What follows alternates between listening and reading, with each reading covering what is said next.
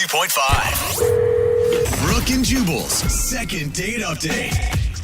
How soon is too soon to share your life's ambitions when you're on a first date? Oh, I think that's a great thing to share right off the bat. Yeah, sure. Well, I guess unless your life's ambition is to set the world record for the most breakups in history. Probably not a good idea Good on point. a first date. Oh. But Brad's on the phone for a second date update right now, and his email said that he had a wonderful date and they shared their life's ambitions. Ooh. That's Brad, awesome. Sounds very deep for a first date. Yeah, I mean, I didn't think it was too much. I thought it was a nice, conversation topic. Really? Okay, yeah. All right. Or a lot of pressure, depending on if you have figured those things out or not, right? I want to have babies tomorrow. We'll get to that part in a second, but what's the name of the girl you want to call today? Tracy. All right, and how did you meet Tracy? I met her through, a dating app. Okay, what did you like about her? I mean, she seemed, super cool and that she thought I was funny, so that's always a good thing. Is that rare? Rarer than it should be. Okay, All right. valid. So tell us about your date. What'd you guys do? She actually wanted to pick the place. I was something she was pretty insistent on. So I was like, yeah, sure. And it was something I hadn't heard of. And you get this, she actually put her name on a list for us and then got us in with it. Wait, so it's like a hard place to get into? Is that what you're saying? Yeah, I mean, I had no idea. The place ended up being, totally packed. Whoa. And, I was just, waiting around. And then this girl just came up to me and she was like, hey, are you Brad? I was like, oh, yeah, what's up? And that ended up being Tracy. And she was like, hey, I put my name on the list. Don't worry, we got a table. And then just brought me right on over. Whoa. Oh. VIP. So That's she was cool. like a baller at this restaurant. Is she like a big foodie or something? Why was she so into this place? I mean, I don't think it was anything in particular, like a foodie, but I mean, we sat down and the food was bomb. It was so good. Ooh. So I mean, I guess she knew her stuff. I'm super glad I let her pick. Yeah. Nice. Okay. So she makes good selections when it comes to restaurants. Is there anything else you liked about her?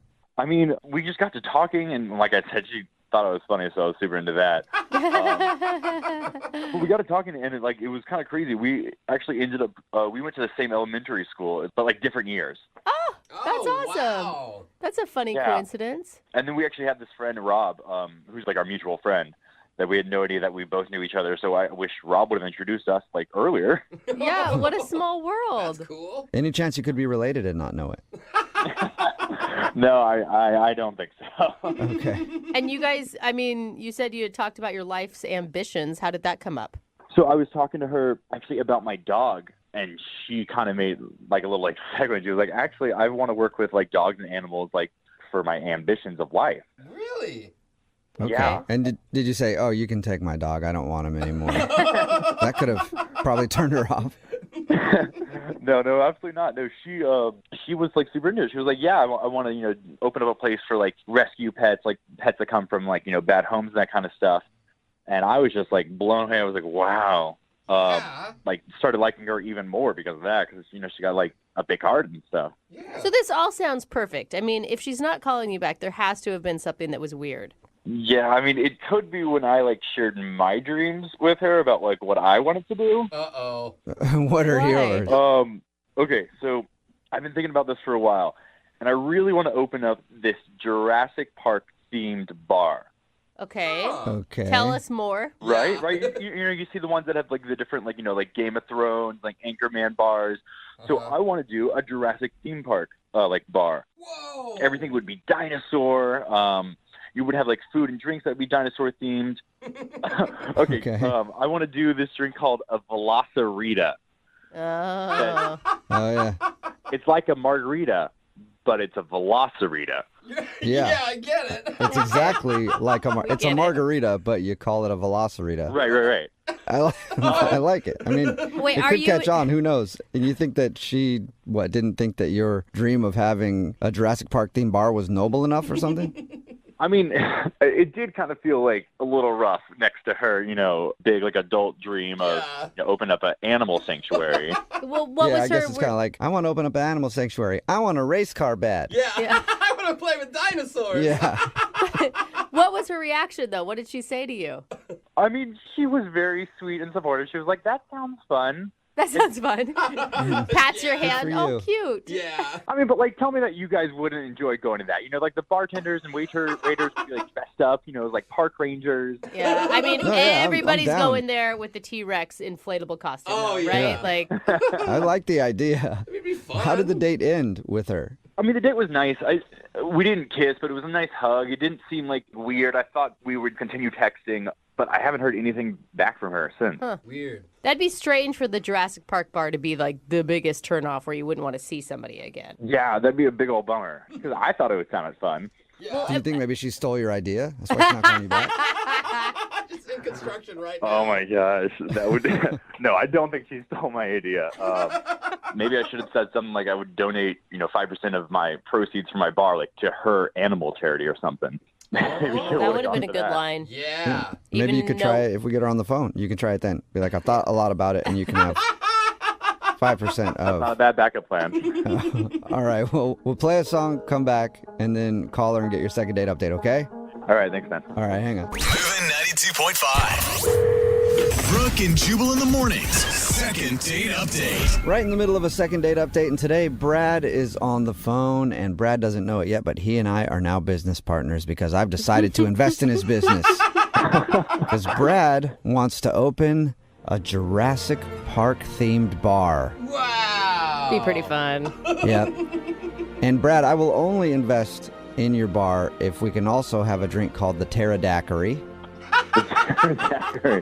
That's cute, guys. That's Yeah, awesome. I like it. I like it.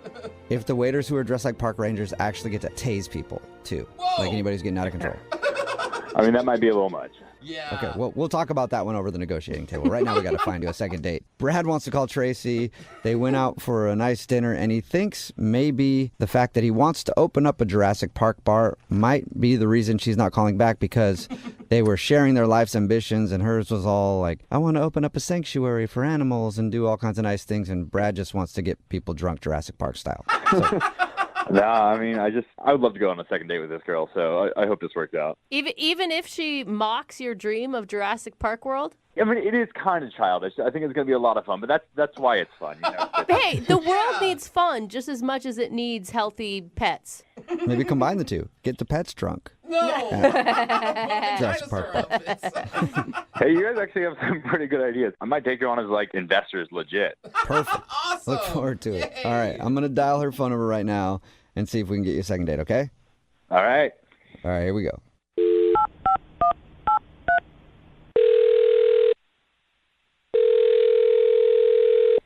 Hello? Hi, is this Tracy? Yeah. Hey, Tracy, how are you? This is Jubal from Brooke and Jubal in the morning. I'm not interested, but thank you. No, well, that's a lot of people aren't interested, but I'm not. Are you still there? That's awesome. It's not a telemarketing call. Wait, what's going on? Wait, why are there like a million people on this phone call right now?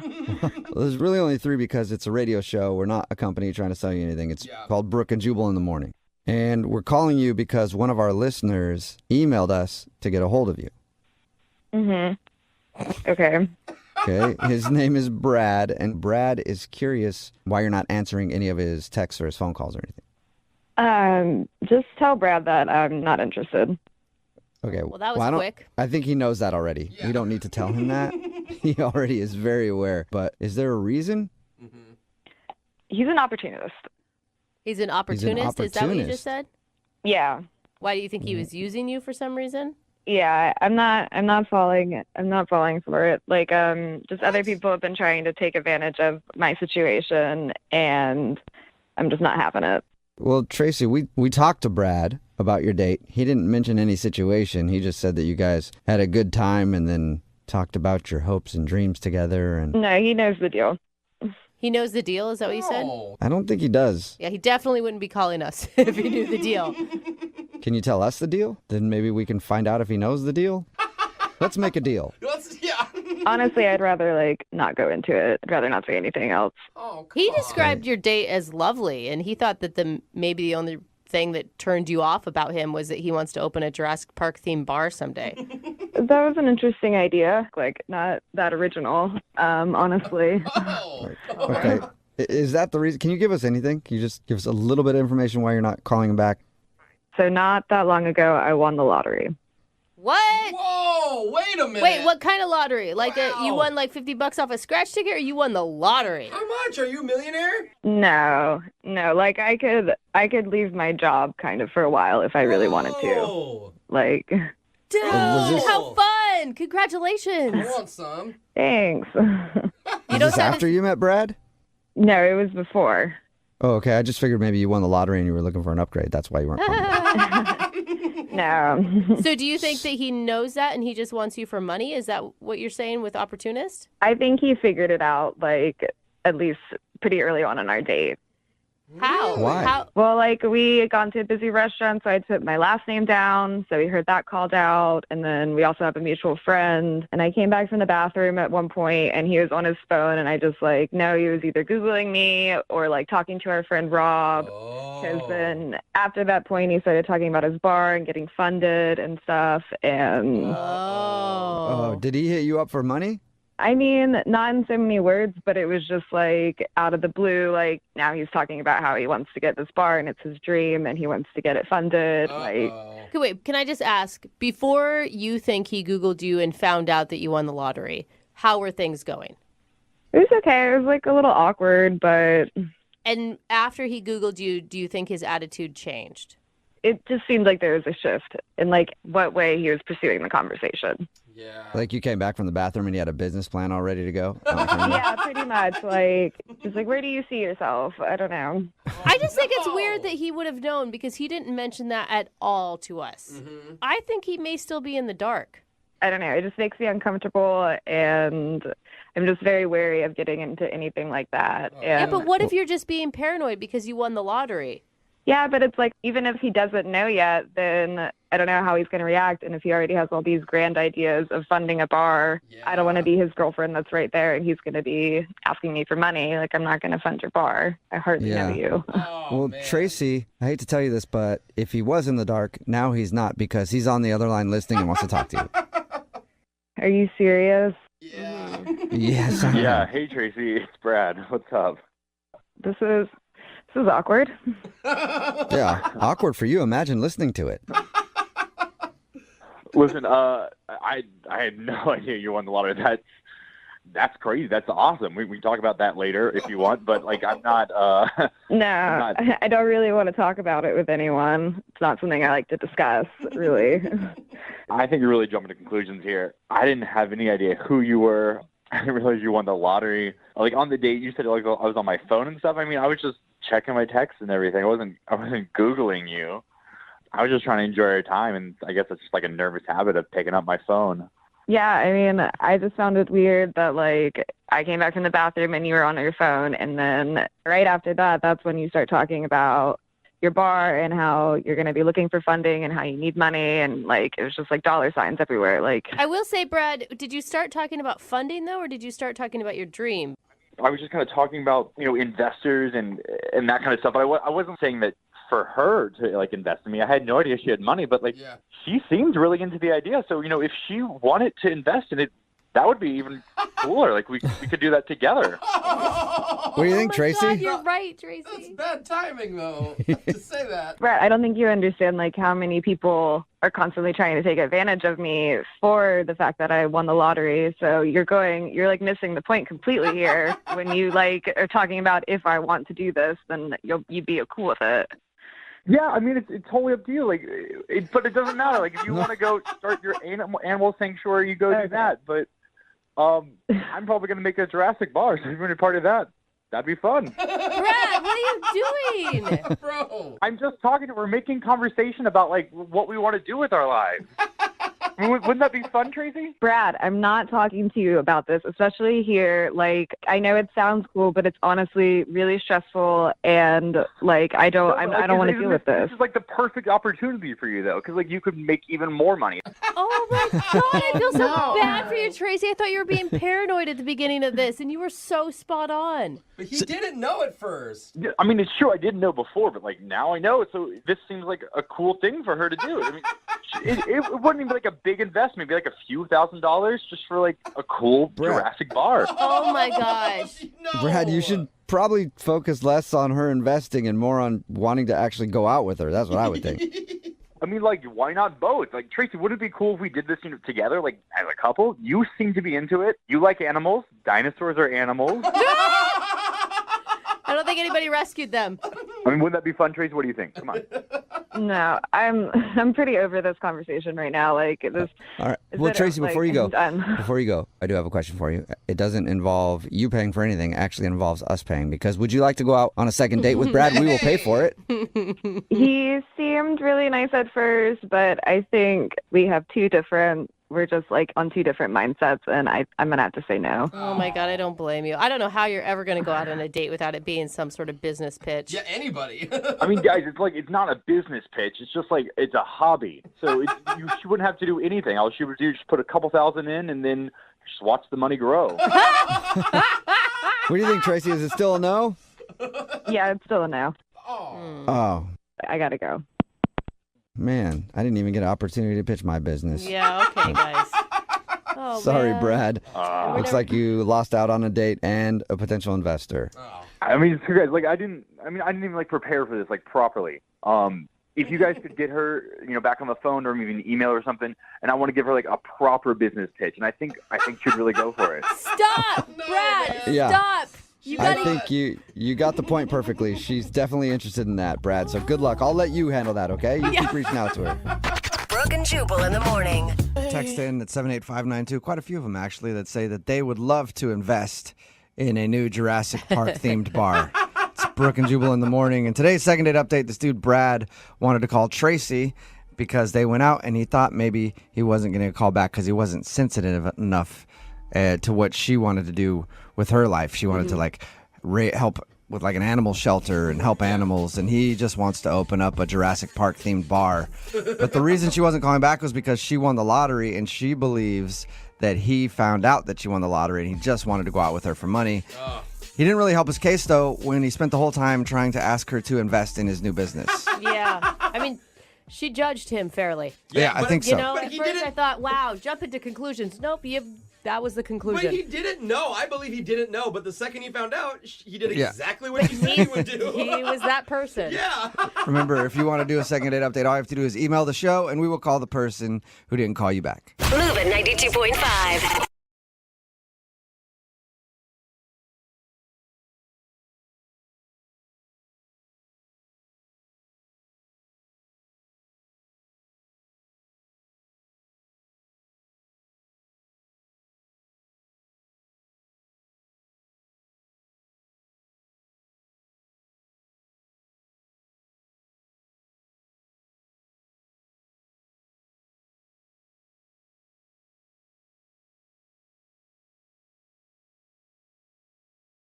Moving 92.5. Brooke and Jubal's second date update.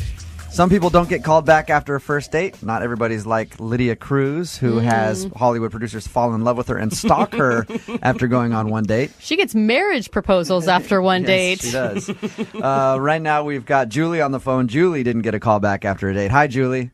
Hi, how are you? Pretty good. How are you? I'm doing okay. Yeah. Now, you emailed us about a guy named George. Tell us a little bit about him. I met him online, and we went out wine tasting. Oh, fun. Yeah, it was really, really, really fun. Okay. The whole night just went so smoothly, and we really did, and it seemed like he really liked me. I just did something at the end of the night that I really don't normally do. What'd you do, Julie? No, did you just use the line on us that every girl, like, I Yeah. don't normally do this? She did. This was a one-time thing. All right. I've used that line before. So, after wine tasting, you went home with him. Yes, I did. Okay. After you went home with him, you guys did your thing. How did the next morning go? Honestly, everything was great. I mean, there was absolutely no signs of anything was weird. I mean, he seemed like he really liked me. Did he leave right away, or did you guys get breakfast? Did he take you home? No, I mean, we ate a little something, but nothing too major. Okay. I mean, it wasn't like a long, drawn-out thing. But he actually got up out of bed and at least walked you to the door. Yeah. Oh, yeah. I mean, I'm telling you, it was like the perfect ending to an evening, and then an evening overnight. Right. And then the morning. Okay. What was the last thing he said to you? He just said, I had a really great time. And I said, I did too. And then just, And then you did the walk of shame. Oh, yeah, girl. And have you tried to get a hold of him? yeah, I have called him, and I've left some messages. It's been about 2 weeks, Okay. so I have no idea All right. what's going on. I don't know what I did. Okay. Yeah. Well, we'll call him right after this, see if we can get him on the phone and ask him why, okay? Okay.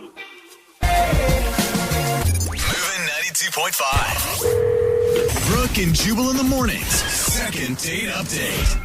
Julie called us about a guy she met online. They went out on a date. They ended up hooking up that night. Yeah. She says she doesn't normally do that. Mm-hmm. I believe her. I believe her 100%. Yeah, right. We're going to call him right now. His name's George, and see if we can get him on the phone and ask him why he didn't call you back. Are you ready, Julie? Actually, before you do that, I really haven't actually told you the whole story. Oh, really? Really? Yeah. Okay. What more is there? I just wanted you to know that he did call me after the date to Oh. set up a second date. So there was a second date set up, but I was really embarrassed to say it because he just didn't show up for it. And So he actually stood you up for your second date when you guys were supposed to meet up. Julie. yeah. Anyway, I just wanted you to know so that something like that comes out. You're hoping that he has a good excuse for not showing up and then not getting back to you. Well, yeah. Okay. Oh, that's weird. Well, we'll give him a call right now. And Okay.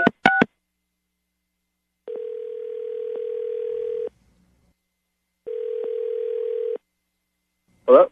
hey, can I speak to George? Yeah, this is him. George, what's up, dude? This is Jubal from Brooke and Jubal in the morning. I'm moving 92.5. I wanted to call and talk to you about something if you got a minute. Okay. Do you ever listen to the show, George? Not too often. So we have a mutual friend, a girl named Julie, that you went on one date with, and then you had a second date scheduled, but you kind of ditched her. And I was just calling to ask why. You mean the psychopath, Julie? What? Psychopath. You talked to her, right? Yeah, we just know her as Julie, not the psychopath, though. Tell us why you called her a psychopath. Well, what did she tell you? Did she say that she spent the night? Yeah. She said you guys went wine tasting. Things went great. She went back to your house. The night of, everything was great. 2 days later, a girl friend of mine, a buddy, just a friend, texted me and saying, "What's your deal? What was your problem last night?" Apparently, Julie went into my phone, texted this girl back saying, "Stay away from George. Don't come near this guy." Whoa. And then deleted her contact info from my phone while I was in the bathroom or in the kitchen, who knows where. Julie? Yeah? Julie, yeah, this girl. No, yeah, no, I was, yeah, I know you're talking about Julie. I was asking Julie if this was true. She's on the phone right now, George. Yes, but I didn't want this other girl just screwing this up. I was having an awesome time. I mean, got another girl texting while we're on a date. That's just so rude. Julie? I mean, You realize it was a first date, Julie?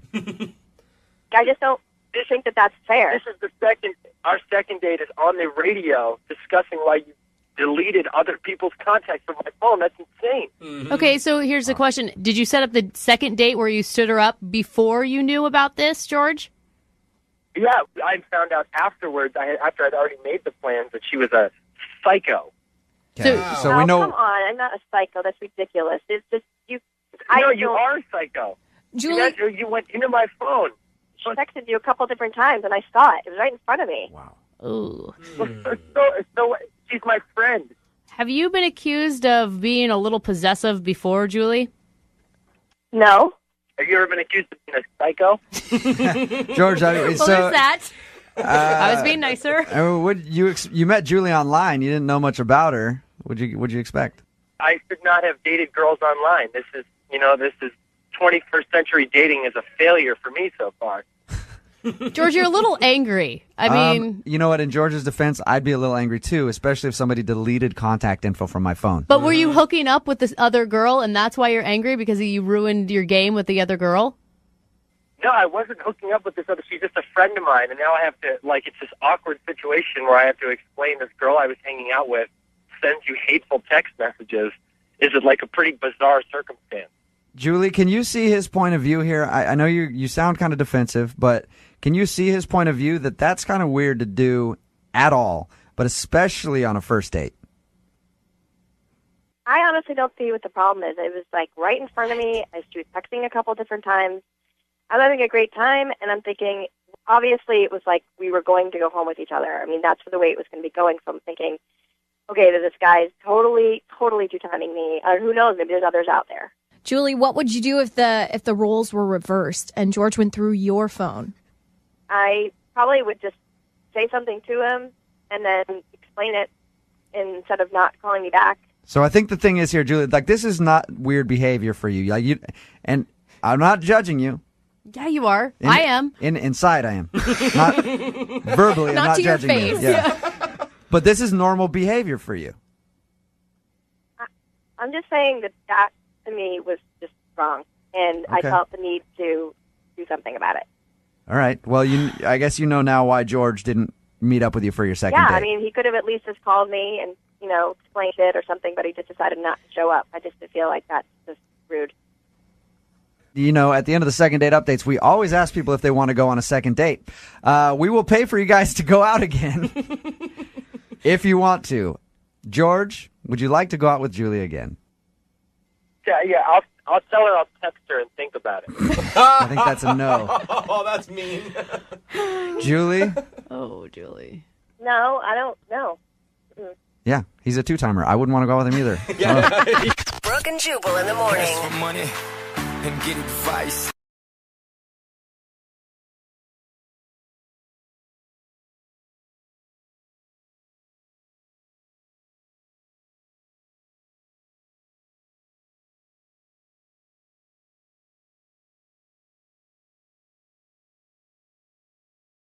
Moving 92.5. Brooke and Jubal's second date update. The woman on the phone for a second date update today met the dude that she wants to call in a very unconventional place.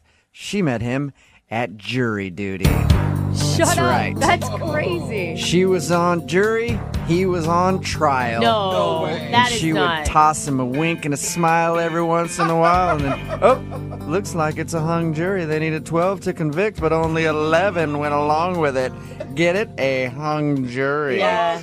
Want to maybe go out for some drinks later? What do you think? Okay. That's actually, I don't think how it happened at all, Yeah. but in her email, it said that they met during jury duty, so let's ask her about it. Hey, Melissa, how are you? I'm good. How are you guys? Good. So was the guy a criminal, and that's how you guys went out on your date? No, we were both jurors. Oh, Oh, that's too bad. Really ruins the sexual innuendo Yeah, jokes, I too. know. I know. that sucks. Sorry. Yeah, All right, so- boring. So you guys had jury duty together. That's an interesting way to meet somebody. Yeah. I mean, I definitely wasn't expecting it. That's for sure. Yeah, and you may be the only person ever to have enjoyed jury duty because I of it. know. Yeah. Only person I met on mine was like this really surly old lady, and I was attracted to her, but she did not want to go out with me. It's weird. Jubal always getting turned down by the best of them. So tell us a little bit about this guy. What's his name, first of all? His name is Mark. Mark. Okay, and what did you like about Mark? Well, I mean, I was definitely attracted to him. He was really, really nice. He had brown eyes, which were like my absolute favorite, and curly hair, and he wore glasses, and just really, really cute. And he asked me to lunch every day. Okay. You know? Oh, that's Were they kinda actual fun. like dates, or was it just that you were the cool one on the jury that he wanted to hang out with? I mean, I don't know. They felt like dates because, I mean, like there were more women on the jury. It wasn't like I was the only one, you know. So he definitely specifically asked me. Right. So we went out every day. We talked a lot, and we kind of discussed the trial, but we also talked about our personal lives and felt like I got to know him and he got to know me. Oh my God. I would have shown up for the first day with like no makeup and some sweatpants on. And then by the third day of jury duty, it'd be, why, look at these tight little pants and my makeup and my hair is all done. Yeah, I was definitely looking a little better by the end of the trial, that's for sure. Yeah. Wow, you look so different from the first day I met you. Just a little bit. He's not calling you back, though. I mean, did you guys go on a date after your jury stuff? Not after, but we had talked about during one of our lunches that we would like to get together after the trial. So we definitely have plans to get together, and we exchanged numbers and everything. So I was waiting for him to call me after the trial ended, and he hadn't. So I sent him a text, and he didn't respond.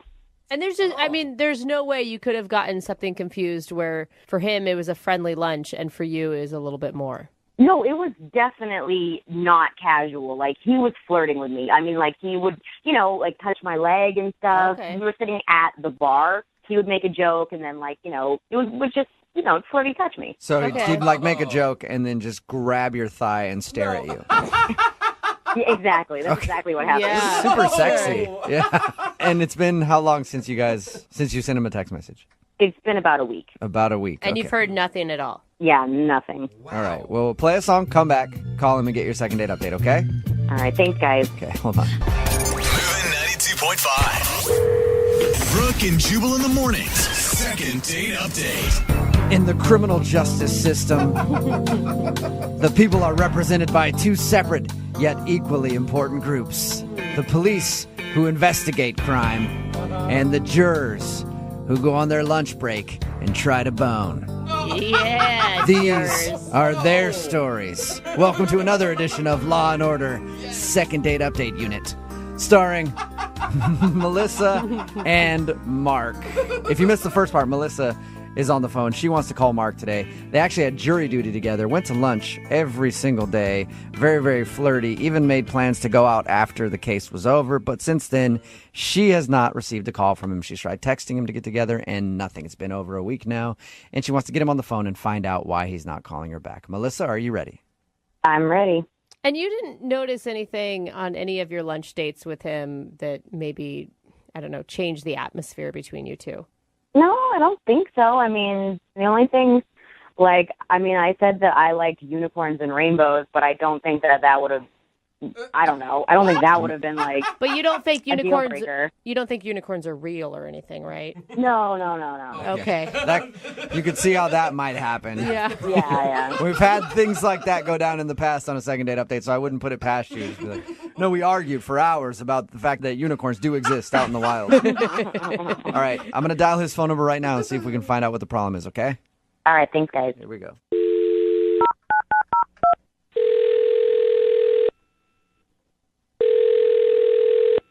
Hello? Hi, I was looking for Mark. I'm speaking. Is this Mark who served jury duty just about a week ago? Yes.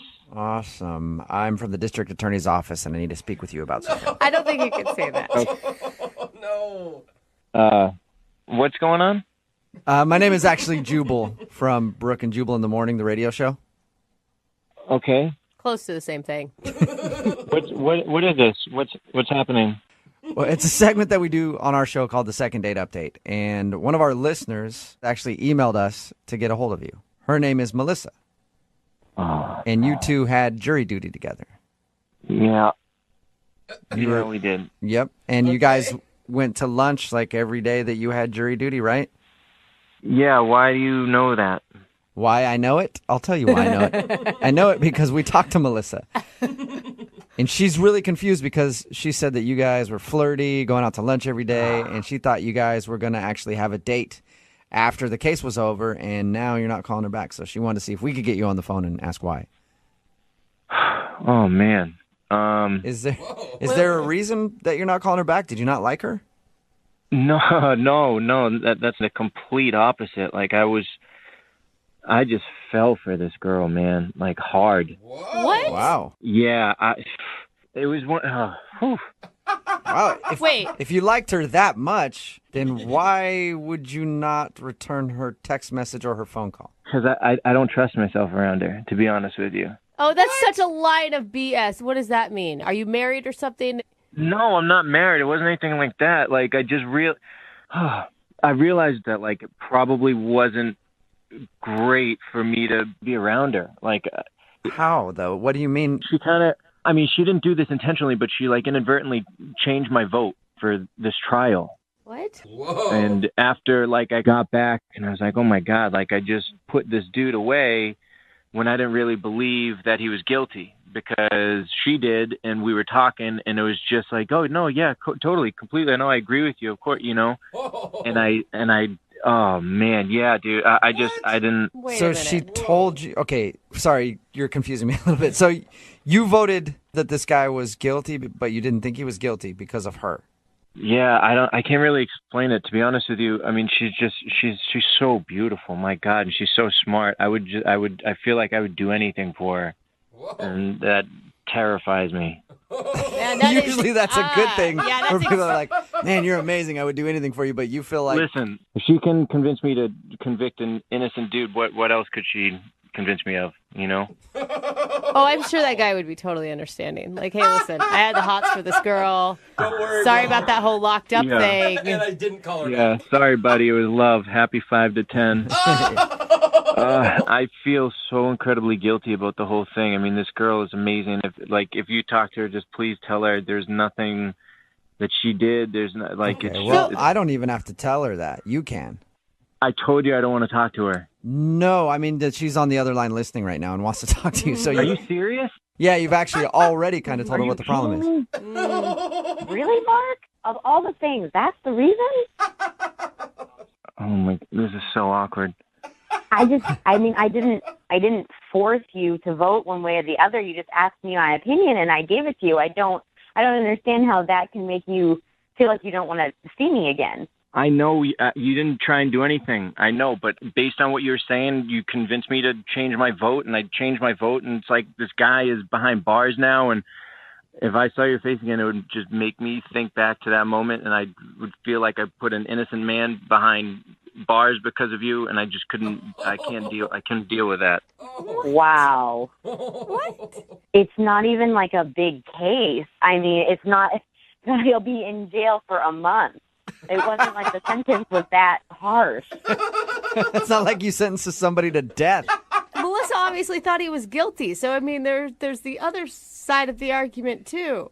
It doesn't matter. It's already said and done. It's over, you know? And like this guy's behind bars right now who knows what's happening to him in there because of me, and I can't deal with I can't deal with that guilt. He's probably in like a minimum security prison. I mean, he's probably like in county downtown. He'll probably be out in about an hour for, overpopulation. Like, I'm sure it's not that bad. That doesn't matter. There's a guy behind bars because of me. And 10 other people. There were 10 other people. It's not just you. I was the deciding vote. I had a vote on this man's life, and I screwed it up. This man's life. Melissa, are you still attracted to Mark after all this? I think I'd prefer someone with more of a backbone, to be totally honest. Oh. Yeah, you seem like kind of a pushover, Mark. That's what I'm saying. I can't be around her. I know that. Okay. So you don't want to be around her because you have no backbone and you would never be able to stand up for yourself. Normally I am. I'm a strong-willed person with a strong backbone, but even just hearing her voice, I turn into a jellyfish. Okay. Hey, Mark, I need somebody to pick up my dry cleaning. Can you do that for me? Oh, no. Yeah, I don't want to, but I probably would. In that case, Mark, would you like to go out on another date with Melissa? We will pay for a second date. I mean, yes and no. Yes and no. I guess the decision is all Melissa at this point. Melissa, do you want to go out with Mark again? It's your call. Say no for his sake. Yes, but I want him to pay for it, not you guys. Dude, Melissa, I feel like you're going to use your powers for evil. Yeah. Harness them now for that good. I know I have them, I must. Oh, I'll do whatever you want. Let's just get this over with then. Oh, my God. Wait, are you saying you'll go out with Melissa again? I have no choice. Okay, and Melissa, you actually do want to go out with him again? I need to make sure. Yeah. I've never been put in this position before. Yeah, I'd love to. Well, oh, my God. Congratulations, Melissa. You got yourself a second date. Oh, man. Woohoo! And an indentured servant for life, I think. Oh, what have I done? Oh, my God. Brooke and Jubal in the morning. Got a text in at 78592 that says, I don't know what kind of mind control powers Melissa has, but I will do anything for her as well. It's Brooke and Jubal in the morning talking about today's second date update. Melissa wanted to call a guy named Mark.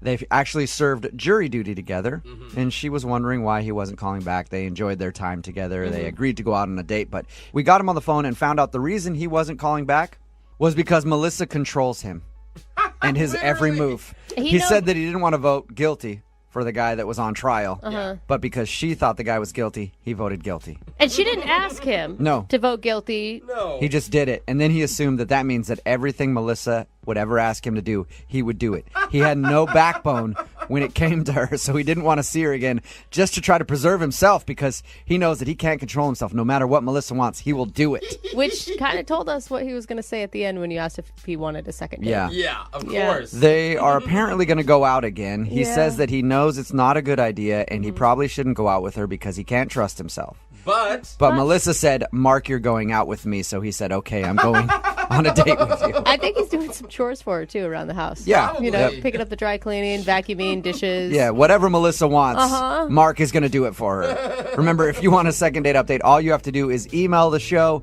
and we will call the person that didn't call you back. Moving 92.5.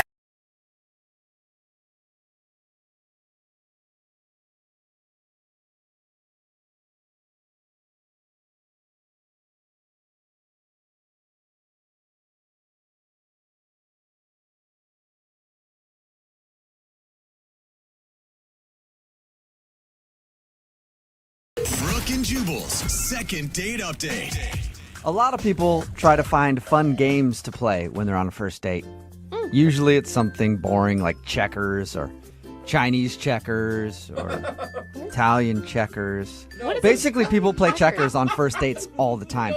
But the guy in today's second date update, Mike, chose to play a different game. He didn't go the checker route. Oh, wow. curveball. Yeah, what's up, Mike? How are you? Hey, guys. How you doing? Good. I read your email. Way to be bold and not play checkers on a first date, man. Yeah, thanks. I thought that was a little too run-of-the-mill, you know? Yeah. See, exactly. Mike knows what I'm talking about. Everybody's always playing checkers on first dates, huh? I know. Why are we so obsessed with checkers right now? I don't know, Brooke. What did you do on your first date? Well, so we went to a bar, right? And, we got to the bar, and I wanted to do something fun, and I wanted to break the ice. And so I decided, the two of us should play this game together, you know? Okay, what game? I thought we'll look at the bar, and we'll pick out a person, and we'll guess that person's name and what they do for a living. Oh, I like that game. I play that game. I don't know that there's a name for that game, but I often play that game. Yeah, it's fun. You get to show each other, a little bit of your personality. You laugh. Yeah, and you get to judge people all at the same time. No, it's not judging It's super people. fun. It's just making funny backstories about how maybe they worked at a manure plant a while back. Totally, yeah. So after the game, I thought, let's go talk to them and actually see how did we do. Oh, wow. You know? Whoa. That's risky. Did you just go up to him and be like, hey, we've been watching you all night trying to guess what you do for a living, and we want to see if we're right, and then ask them a bunch of questions? So, you go up to them and you just sort of casually ask them about themselves, and you just try and drop it in. It's easy to start with the name, right? And then you naturally get to what they do for a living. And it turns out we got one guy right. So what did this guy do that you got right? Well, so he works in IT, and we looked at him. We saw his T-shirt. It was a computer graphic, and he was wearing some glasses, and he was nursing his drink in the corner. And we both thought IT, and we're talking to him, and he tells us he works in IT. And as soon as he said that, just instinct, she and I high five, and he looks at us real weird. Maybe he just thinks you're really passionate about IT jobs. Hell yeah, guys, can I get in on that high five too? Yeah, we totally would have high fived him. It was a great moment. Okay, so it sounds like you had a good time. Yes, it was so much fun. We kept going around and meeting more people, and there was this other table that we introduced ourselves to, and we hung out with them. We laughed. I was enjoying myself. She was enjoying herself. Wow. This table, they enjoyed hanging out with us. Hey! Everything sounds great till this point. How'd you end everything? We both had to be up for work the next day, and we both decided, let's call it a night. And we walked outside. I gave her a hug, and it was just it was a really nice date. Nothing awkward. It was just a nice hug at the end, and I haven't heard from her since. Did you get time through all this game and hanging out with your new group of friends to actually get to know her very well? I thought so, yeah. I thought, we got a chance to show each other, how we interact. And, there were no, awkward silences that, I tend to experience on first dates. We got to sort of, we got to sort of like hang out with each other and like see how we interact with lots of different kinds of people. I thought it was awesome. Okay, so after the date, did you make plans to hang out again? We didn't make concrete plans, but we both said like, yes, let's hang out again. She confirmed that she had a good time, Okay. and I was like very clear, like, this was awesome. I would love to see you again. You think she's not calling you back then? Like, I don't know. There was one moment, like, during the night when, like, I made one joke about one guy that, like, I just thought it was a joke that, like, didn't land right, What was the joke? So we were looking at this one guy trying to guess his name and what he does, and, like, his clothes were, like, real shabby, didn't look like he prized, like, personal hygiene. And, like, I made a comment and a joke about, like, well, he's probably poor. Oh, dude. Okay, that's not really a joke. That's just mean. Were you right? Do you know if you were right? I don't know. We steered clear of that guy. Okay. Yeah, you don't want to talk to poor people anyway, right? Yeah. How did she react when you said that? Did she seem upset? I mean, there was like a look, right? She seemed a little bit like, oh, she winced a little. Yeah. Yeah, of course, he's poor. No, You're going to wince. She didn't wince because of that. She winced because she's a little uncomfortable. And Yeah. but I didn't think it was more than that. I mean, like, I'm poor. I couldn't care less if she's poor, right? Like, I'm just joking. Okay, you know? so you think maybe she's not calling you back because she didn't like that joke? I mean, that's really all I can think of. Okay, cool. Well, we'll play a song, come back, call her, and get your second date update, all right? Okay, awesome. Thank you, guys. Okay, hang on. Moving 92.5. Brooke and Jubal's second date update. If you're just joining us for today's second date update, I'm really surprised that Mike, who is on the phone to call Deanna right now for another date, isn't getting a call back because normally women love it when you make fun of poor people on dates.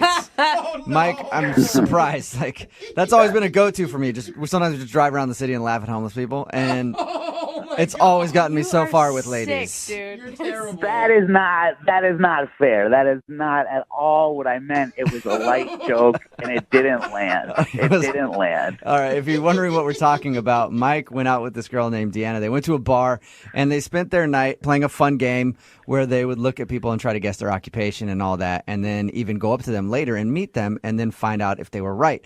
But he feels like she might not be calling back because he had a poorly timed joke where he looked at someone and said, I bet you that guy's just poor. And his date didn't look like she thought it was funny.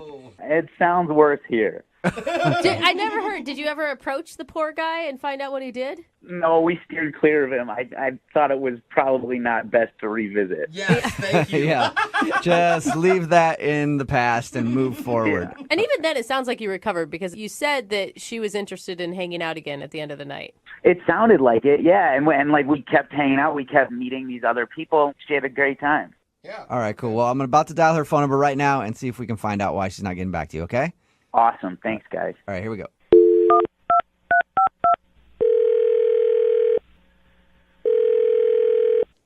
Hello? Hi, can I speak to Deanna, please? This is Deanna.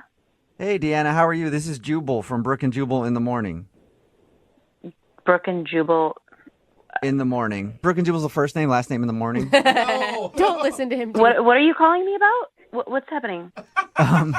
It's Brooke and Jubal in the morning. It's a radio show. And we got an email about you from one of our listeners. About me? Yeah. His name is Mike, and you guys went out on a date the other night. Oh. Why did he email you guys? That was a tone change. Because we do a segment on our show called the Second Date Update. So Mike had a really great time. He says he thought you had a good time too, but now you're not calling him back. So Well, that's interesting. that's interesting. You don't think that he had a good time? You could say that, yeah. His description of the date is like picture perfect almost. Like you guys were laughing, you're high-fiving, you gave hugs. Oh, that's true. I thought we had a really good time. I had fun, but apparently he didn't have, good enough time. Why do you say that? I mean, how much do you guys know? Well, we know that you guys went to a bar and then played a game where you would guess people's occupations and stuff. Uh-huh. Then went and talked to people and found out if you were right. Yeah. That's pretty much all he told us. Was it the poor joke? He told us about the poor joke, how he tried to make fun of somebody and it didn't really work very well. No. The whole thing was us judging people. That was fine. Okay, so you're into that. All right. Yeah, I mean, I was even joking about somebody saying that they were probably a professional, like, hamburger eater or something. So, I mean, we were just joking. It was all in good fun. It was fine. Okay, so if that didn't bother you, then why don't you think he had a good time? Okay, so did he tell you, like, we made some friends? He told us that you guys talked to a lot of people, yeah. Yeah, there was this one group in particular that, like, we kind of ended the evening with. We were sitting at the table and, like, you know, having drinks and having laughs, and, like, we got along really well. Okay, all that sounds good. Like, you haven't told me anything that sounds bad yet. So the point is, I had to work in the morning, he had to work in the morning, so it was time to go. You know, we give each other a hug, we say, you know, had a great time, like to see each other again. And at this point, you think that you guys are going to go out again? I thought so, yeah. So we say goodbye. And I get home, and one of the girls from the table sent me a friend request on Facebook. So, you know, I accepted her friend request. And, like, I had not been home that long, and she sent me a message on Facebook saying that she's like, I don't know if you know, but this guy that you were in with is back at the bar. And he was like, she told me, she's there, like, in real time, like, telling me, like, what's going on with this guy, that he's, like, at the bar, like, flirting with other girls. When he told me he was going to go home. So he didn't go home. Yeah, but in the same vein, you guys, I mean, it's one date. It's not like you're in a relationship. He has no reason to be... But I'm just saying, it's kind of weird for him to say goodbye to me and go back into the bar where we just had a date, and he's hitting on other girls. Yeah, I mean, I guess I could see that. I'm still on the fence. Is that weird? I would say that's weird. Like, he said he was going home. He lied. Obviously, he's not that into me, and I'm just not into that. Okay, well, he said that he was into you. Well, it seems otherwise. Okay, well, maybe you want to ask him because he's actually on the other line listening to this conversation and wants to talk to you. Are you serious? Yep. Mike, are you there or have you called another radio show already? No, come on, guys. Yeah, I'm here. Hi, Deanna. Hi, Mike. Look, there's a completely reasonable explanation to all of this. Okay. I came with a jacket, and when we walked out of the bar, I left it in there. So I went back in to get my jacket. So you're saying you forgot your jacket and then you accidentally started flirting with other women? No. I'm saying that I don't get to, like, have a lot of nights where I get to, like, socialize. I don't go out a lot. And so when I went back in to get the jacket, I went back to the table that we had been hanging out with, and I just, like, stayed and I hung out with them, and I had a good time. I wasn't hitting on other girls. Oh. Really? So why would this girl tell me that you were? I have absolutely no idea. I wasn't even talking to her. I was talking to, like, the other guys at the table more than her. She has no reason to send you that. Like, that's way out of line. So you're just telling me that she just made it up? That she just decided to tell me, just make up that you were flirting with other women? Why? What would she do that for? Why would she tell me that? Look, yes, were there other women at the bar that I spoke to? Yeah. Was I hitting on them? No, like, not at all. I hear you. It just seems different than what I heard, and it just felt really crappy, you know? Like, I had a good time with you. Okay, if you're asking me if I am banging anyone that we met... Wait, that's the word that you jumped to? Mike! I think she said flirting. Yeah. You went from 0 to 100. Well, I just thought, like, let's put all our cards on the table, you know? Yeah, put it out there, wow, Mike. You did. You put them all out there. Yes, dude. Yeah, Mike, I didn't say you were banging other people. I mean, I just got to, like, I feel like I'm being accused here. Yeah, but she said flirting, Mike. Yeah, well. Yeah. Well, call a spade a spade. Like, I know, I don't know. I had a good time. This is such an intense conversation after a first date. Yeah. Like, Mike sounds like a sketch ball, and I don't know about a sketch ball. Like, that's a little bit harsh. No, I agree, but, you know, like, both of you sound a little crazy on the phone right now to me. It's not my fault. I was brought into this on the radio. Yeah. I was happy to just leave it alone, you know? That's true. I'll give you that. Look, Deanna, I like you. I had a good time, and I obviously wouldn't be calling this radio station to get in touch with you if I was banging somebody else. Mike, stop it. We get it. We get it, Mike. Uh-huh. Deanna, Would you like to go on a second date with Mike? We will pay for it. Assure you he's not banging anybody else at that bar. Please, Deanna, please go out with me again. Like, I swear on my life, on my brother's life, on my mother's life, on my grandmother's life, that I was only going back into that bar to get my jacket. Wow. You hear that, Wow. Deanna? People will die if Mike's lying. So would you go out with him one more time? I mean, I don't want to hurt his mom. Okay. Yes. All right. So that's a yes. So you'll go on a second date with Mike. Sure. Yes. Okay. Sure, yes. Oh, Deanna, that's amazing. Okay. Thank you. I promise you will not regret it. We'll have a great, great time. Okay. But keep the banging talk to a minimum. Awesome. Brooke and Jubal in the morning. Got a text in at 78592 says that guy is totally lying. He definitely went back to that bar to hit on other women. Yes, he was. If you missed today's second date update, that was taped while Brooke was still here. Jackie is filling in while she's out on maternity leave. Mike wanted to call a girl named Deanna who wasn't calling back after their date. Apparently, while they were out on their first date, they kind of played a game where they would look at people and guess what they did for a living and Sounds stuff. fun, though. I kinda like that whole thing. And then they'd go up and talk to those people and find out if they were right. Well, after they left each other for the evening, apparently they made friends with some people, and one of the girls texted her and was like, hey, that guy's back here again, and he's totally hitting on everybody. So she didn't want to call him back because he figured that he was just a player, and he went back to the same bar they were just hanging out at to hit on people. And he swore that he forgot his coat there, and he just ended up, like, hanging out, and he doesn't know a lot of people and have a lot of friends, so he was just having a good time. Oh, yeah. And she bought it and agreed to go out with him again. Okay. So. She had someone that was almost a stranger, another female that went out of her way to say, girl, he's a dog. Yeah. And Trying to she, look out. I mean, and normally girls, that's the kind of girl you want to be friends with. But you By know, this- Jackie, girls are haters like that. Like if I went back to a bar and I was just like randomly having conversations with like 5 other women that night, somebody's gonna be like, he's hitting on girls. That's just how it works. When all I was doing was just trying to hang out with my friends, my new friends that I met because I forgot my jacket. Yeah, no. Totally innocent. No. Anyway, they I'm agreed not buying it. to go out again. If you want to do a second date update, all you have to do is email the show and we will call the person who didn't call you back. It is Friday, so Young Jeffrey's Song of the Week, just a few minutes away at 8:10.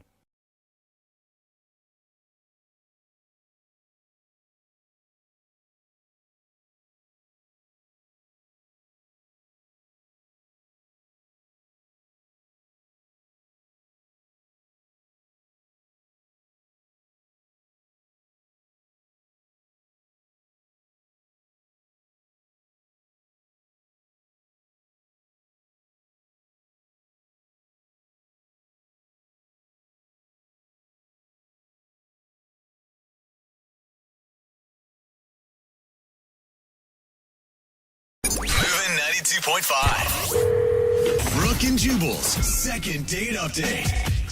A dude named William is on the phone for today's second date update, and in his email he said he felt like a kid again, so I don't know if that means like he threw a tantrum and peed his pants, and that's why she's not calling him back. We'll find out. Hey, William, what's up, man? How are you? Hey, good. How you guys doing? Pretty good. Before we get into why you felt like a kid on your first date, tell us about the girl you want to call today. What's her name? Grace. Grace, okay. And how did you meet Grace? So we actually got set up by a mutual friend of ours. So it was kind of like a blind date. We had never met before. Okay. We just had a friend who thought that we would get along. She was like recently single, is what he told me. And what were you looking for, like, in terms of relationships? Kind of just that. I mean, I'm open to kind of where things go. So it didn't stop me that she had just gotten out of a relationship. But I figured, if they thought we'd get along, then, why not? Let's just see where it goes.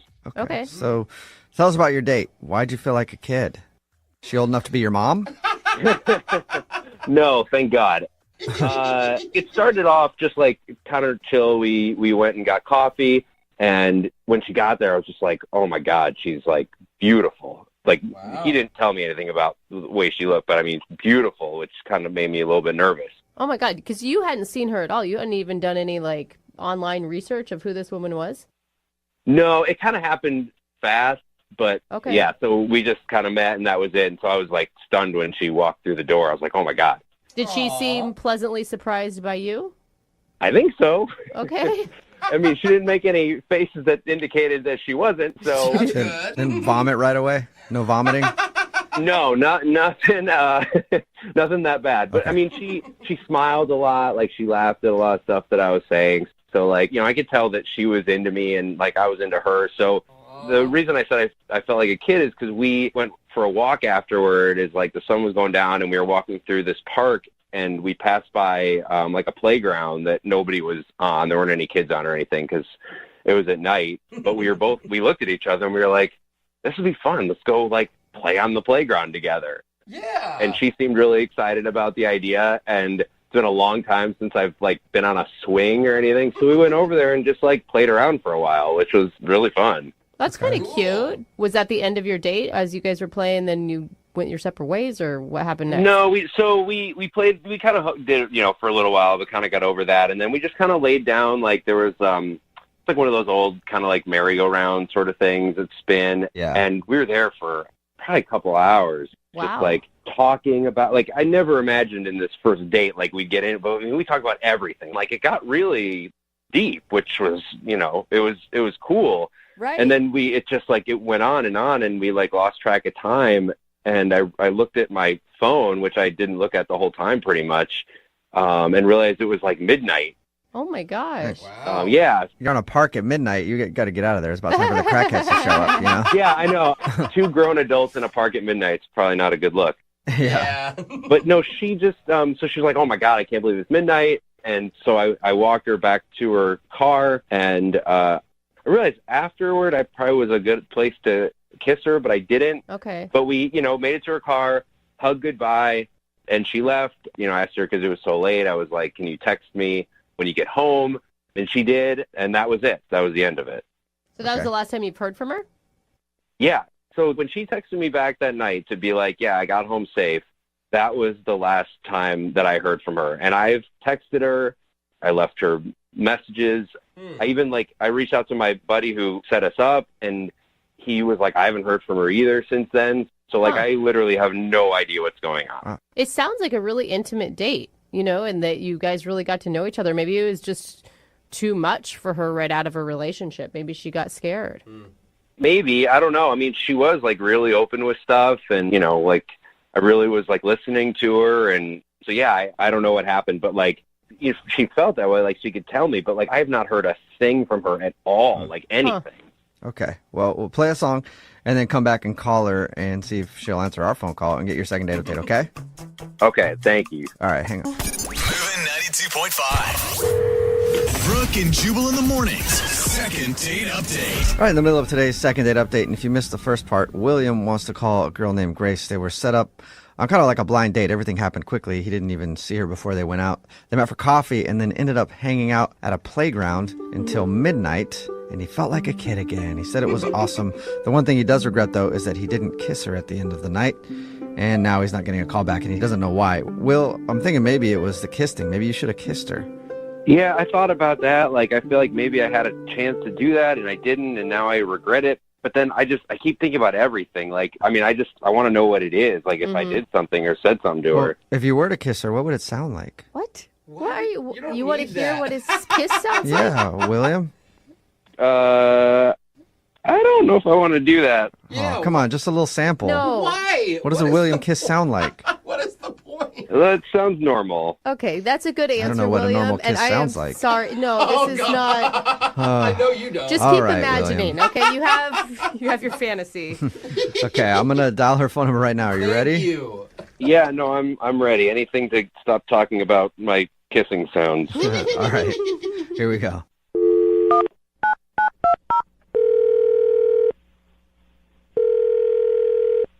Hello? Hi, may I speak to Grace, please? Yeah, hi. I'm Grace. Hi, I'm Jubal from Brooke and Jubal in the morning. Okay, hi. Hi. She's like, I don't know what that is. Who is this again? Jubal from Brooke and Jubal in the morning. It's a radio show. I mean, we're people, but we are on a radio show. Oh, okay. Why are you calling me? I'm calling you because we got an email about you from somebody who listens to the show. His name is William. William. He likes coffee and playgrounds. God, you make him sound weird. What's going on? We do a segment on our show called the Second Date Update. That's where if you go out on a date with somebody and then don't call them after, they can email us to get you on the phone and find out what happened. So William emailed us about you. He said that you guys had a great date and now you're not calling him back. Oh, this is really awkward. You're telling me. I'm on the radio. Like, people hear me right now? Yeah. Maybe. If they're listening, they will. Yeah. You don't have a lot of them, but This is really okay. He said a lot of really lovely things about you, and your date sounded actually pretty magical. Yeah, I mean, it was a nice date. Okay. Sure, yeah. So if it was a nice date and there were no problems with William, then why won't you go out with him again? I feel really, really, really bad because he is a really good guy and it was a really nice date, but we're not going to be going out again. Why? I mean, I didn't really plan for this. Well, what did he tell you? He said that you guys went out for coffee, then hung out on a playground and enjoyed doing that until about midnight, and that was it. He also said he regrets not kissing you because he wanted to kiss you. Apparently, he makes a really cool sound when he kisses. I didn't know that, but He did not say that. but he regrets not kissing you though. Oh God, he was such a good guy. Have you Okay, thought so about him? If you liked him so much, then can you at least tell us why so we can let him know? I mean, if you hated the dude and never wanted to hear from him again or whatever, I can understand you just not telling us anything. But do you think he has the right to know? Well, literally, when I got home after our date, I got a knock on my door. It was my ex. Oh, no. And we'd been together for 4 years. Like, only been broken up for like a week. And he knocked on my door and he was really emotional and he had followed me and William through the entire date that we had. And he... Wait, He was following you guys? That's creepy. Oh my God. I kind of thought it was really kind of sweet. Sweet? What? He really felt like it should have been me and him instead of me and this new guy, William. So wait, was he like in the park watching you this whole time that you're hanging out with your date? Yeah, I think he was like in his car and he was just making sure I was okay. Creepy. You don't see that as a red flag? No, I thought it was really sweet that he just like waited for me and was making sure I was okay. And he doesn't know who William is, so what if William was like this crazy guy who's just protecting me? Okay, so you see it as a good protection thing rather than a creepy stalker thing. Yeah, I mean, I was with him for 4 years. I know him pretty well, so no, he's not a stalker. Yeah, if it was a random guy, I guess So, it'd be different. I mean, what happened then that night? He comes to your house, he's crying, and... He's like really upset and he really wants to get back together and he says he's really serious about us and he brought flowers and he wrote this really long letter. And I was just really overwhelmed and he was saying that he regretted cheating on me and he shouldn't have done that and he was apologizing and So that's why you guys broke up. yeah. Okay. He cheated once in 4 years. Well, you shouldn't cheat once. in Yeah. I 30 mean, I think years. I think one time for a lot of people is too much, but you get one every 4 years, I guess. Yeah, but it was like the girl was kind of shoving herself on him. Like she was like a really big flirt. Oh, yeah, so it's her fault. Okay. Got it. Okay. So wait, I mean, you're defending him a lot right now. Well, yeah, because he's a good guy. I've known him for 4 years. He's not like a stalker, and he's not a cheater. Like he's not like serial cheater. Except that one time. Except that one time. I mean, he did both of those things, but that doesn't make him those things. I mean, he's just emotionally like overwhelmed. That's why he followed me, and like we were having problems in our relationship, and this girl was just like shoving herself on him. So Okay, so are you saying that you don't want to go out with Will again because you're getting back with your ex? yeah, I can't give up on my guy. You know. Oh man. William and I, we really had a great time. But I've only been single for a week, and I've been with my guy for 4 years, and, you know, we're really serious now. So I have to give him another shot. Oh, man. Why don't you tell Will that? Because Will is actually on the other line listening and wants to talk to you. Will, are you still there? Yeah, I am here. Grace meet Will. Will meet Grace. Will and Grace. Oh, yeah, Sounds like a TV show from back in the day. Yeah, hey, guys. I'm so sorry that I sort of dropped off, but I just didn't know how to handle the situation. I'm really embarrassed, and I'm so sorry. Yeah, I mean, I get that. I mean, that was a rough way to hear that stuff. Yeah, I also didn't plan on being on the radio. I didn't even know you were listening.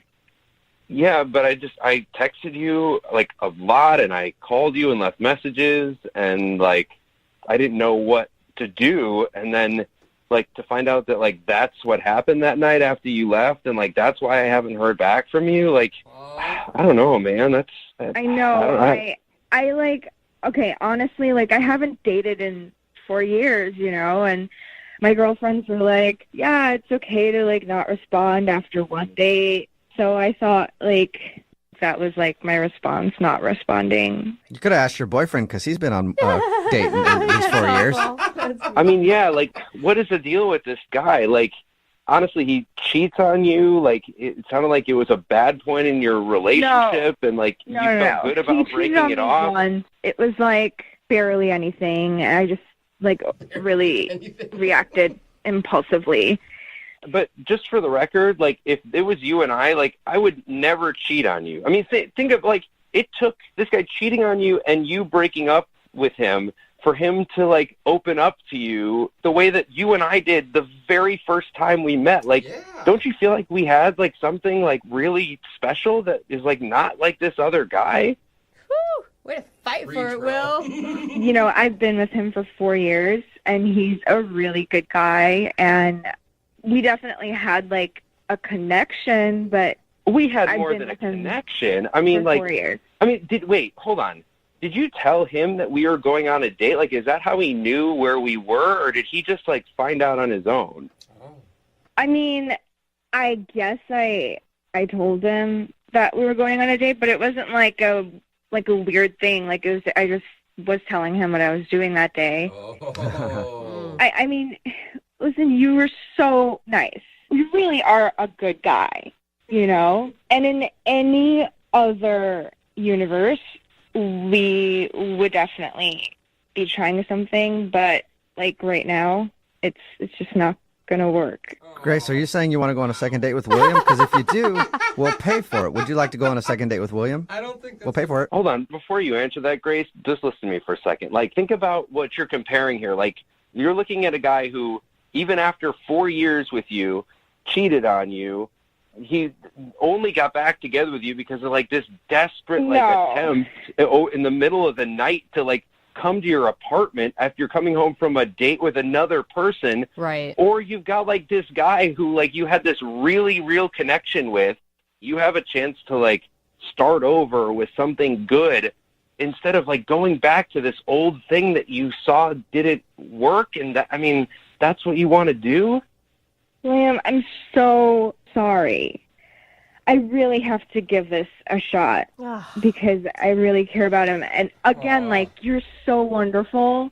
And like what you just said to me, if I was single, I would be like, yes, of course. Oh, come on. Yeah. I think everyone right now who has been in a relationship where they've been cheated on is just screaming. Like, like it's hard. I mean, I hope it works out for you, Grace, but the majority of people in your situation, you're just going to end up breaking up with them again and wasting more time and energy on a relationship that isn't going to last. That's your opinion, and you're entitled to have that, but I know him, and I have to give it a shot. All right.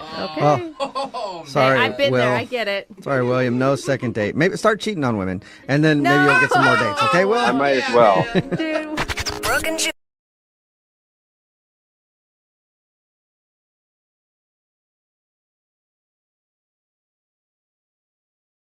It's President's Day. It's Brooke and Jubal in the morning. And that's the one day where, as a country, we're supposed to think back about how hot all of our previous presidents were. Yeah. I see you, Millard Fillmore. Millie Filmy. Anyway, throughout the years, we've heard many presidential terms and phrases that any second grader should definitely know. But what about the people on this show? Do we have the brain power to remember a few simple facts about the history of this country and the great leaders who oversaw it? Well, we're going to find out because I guess young Jeffrey has come up with a friendly competition to see if any of us can remember anything about anything. Specifically presidents this time, but normally just anything. So go ahead, Jeff. Well, today We're going to be testing out that second grade knowledge that Jubal just referred to with a little presidential fill-in-the-blank fun. Oh, no. Here's how it works. I'm going to Okay. give you each a partial sentence related to President's Day vocabulary word list that I stole off the internet, and you have to fill in the blank with the correct presidential term. Oh, no. At the end, the winner is going to be crowned Miss Presidentiality. Oh. Okay. Okay? Ooh, I've always wanted to be Miss Presidentiality. You get a sash, you get a crown, and I, young Jeffrey, will kneel before you, Ooh. I bet and you then will. we'll see what happens. Okay. Okay? Like, I'm going to be the disappointed one, but whatever.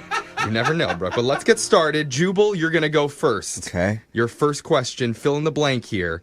Since 1789, there have officially been 27 amendments to the U.S. Constitution, but the first 10 are known as blank. You know this. The first 10 are known as Yes? the intro. No. That is not it. That's your answer? Yeah. It's not like a mix. Are you being for The real? intro. You know that. Maybe, maybe not, but I'm going with intro. All right, Oh. Jubal gets I that want to be one. Miss Presidentiality. You don't win by losing. You win by winning. The correct answer, if you were curious, is the Bill of Rights. Oh, yeah. It was really close. I knew that, but I want to go with intro. Yeah. I think it is better. Let's move on to Preface. Brooke here. All right. Your question. The group of philosophers, politicians, and writers who led the American Revolution against the Kingdom of Britain are known to history as blank. God. Benjamin Franklin, John Hancock. Yes, known those are their as specific the names. names, yeah. Badass bandits. What is their name? The congressional. Wait. Quartet. What were they called, you guys? Can I get help or can I not get Do you help? want them to? Because they want to win Read more it one over more you. time. Yeah. One more time, and I'll give you an answer. Okay, the group of philosophers, politicians, and writers who led the American Revolution against the Kingdom of Great Britain are known to history as blank. First Congress. It was the first Destiny's Child, wasn't it? They're known as the founding fathers of yeah. America. That's Right? right. Oh, Those yeah. daddies. Those guys. Yeah. Jose, it's your turn. Oh, God. I'm already going to get it wrong, but. The United States has a special group of 538 people whose sole purpose is to elect the President of the United States. This group is called blank. The Electoral College, baby. Yeah! Oh, my God. That's the one thing I know about politics. Yeah, you got super pumped up as soon as I he don't even know. was starting to ask that question. Jose's in the Easier lead. question. Jose's in the lead. Oh, you have to get them right if you want to be Miss Yes. Presidentiality? That's right. That's why we were telling you. Oh. Did you fail every test because you never paid attention? Probably. I don't even know if I took tests. Here's a chance to redeem yourself, Jubal, okay? Your next question. Before a new president is sworn into office, the previous one, while they're still running the country, is known as a blank. Oh, I know this. The previous one is known as Like an animal. a tiger. No. Hey there, tiger.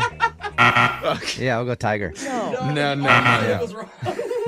The previous president, while they're still running the country, is known as a lame duck. Oh. Yeah. A lame duck president. Feisty tiger. Brooke.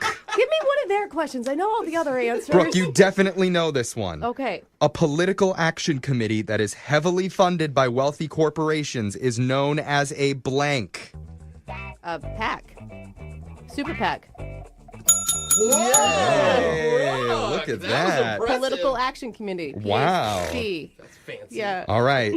Brooke and Jose, you both have one. Jose, it's your turn. Okay. When you have a closed meeting of supporters for a specific political party or president, it's called a blank. Stupid, man. I had all this momentum, and now what a parliament. Parliament! That's your answer? Final answer! A Dang, parliament? I'm just trying to think of political words. I don't know. Parliament's from Britain. Yeah, that's just out of here. That's how classy I am. I didn't know Unless you're about talking about Parliament Funkadelic, P-Funk from back in the day. A closed meeting of supporters for a specific political party or president, that's called a caucus. Oh, I don't know what to say that. Come on. Jubal, back to you. Okay. Oh, man. When a political decision is made that is not directly supporting either party, that's known as blank. Hogwash. That's interesting. I don't know the answer to that. Yeah. That's known as being bipartisan. When I you're not thought it was called supporting either hogwash, because party. that's what I would say. This doesn't support either one. This is hogwash. I feel like you wouldn't know bipartisan. It doesn't exist in this country right Jubal, now. you've gotten 0 Fine. correct so far. Brooke, let's go over. I know. Okay. Thought that was the way to be Miss Presidentiality. If I get this right, does it end the competition? I hope so. No, it wouldn't Okay. end it. Brooke, when the president travels to a state and campaigns to gain support for another candidate running for office, that's called blank. Supporting his best friends. Being a good bro. Yeah. It's called campaigning for someone else. The answer. Okay. That's called stumping. I didn't know that. Stumping. Like the president was in Ohio stumping for No candidates. one says that, Jeffrey. That is what They everybody say, says. I've heard it a lot. I've never heard Jose, so Stump away. Jose, if you get this question right, you will actually win this. Oh my God. Okay. All right, here we go. A preliminary election to appoint delegates to a party is known as a blank. I'm not helping you. I don't want you to win. Say it one more time. A preliminary election to appoint delegates to a party is known as a blank. A primary. He got it. Jose officially wins. Wow. Jose is so smart. Jose, How did you you get are that it. one? You won. I didn't do it. Congratulations, Jose. Jose, Yeah. you're Miss Presidentiality. You made our forefathers very proud today. Retally. Congratulations, Jose. Bull crap. Good. It should feel good. You're the Bring this smartest to the person committee. in the room, Jose. I've always told you guys I'm smarter than all of you. And You no have. one ever Damn believes it, Well, now I Jeffrey. finally believe. All right, your phone tap is coming up right after this. It's Brooke and Jubal.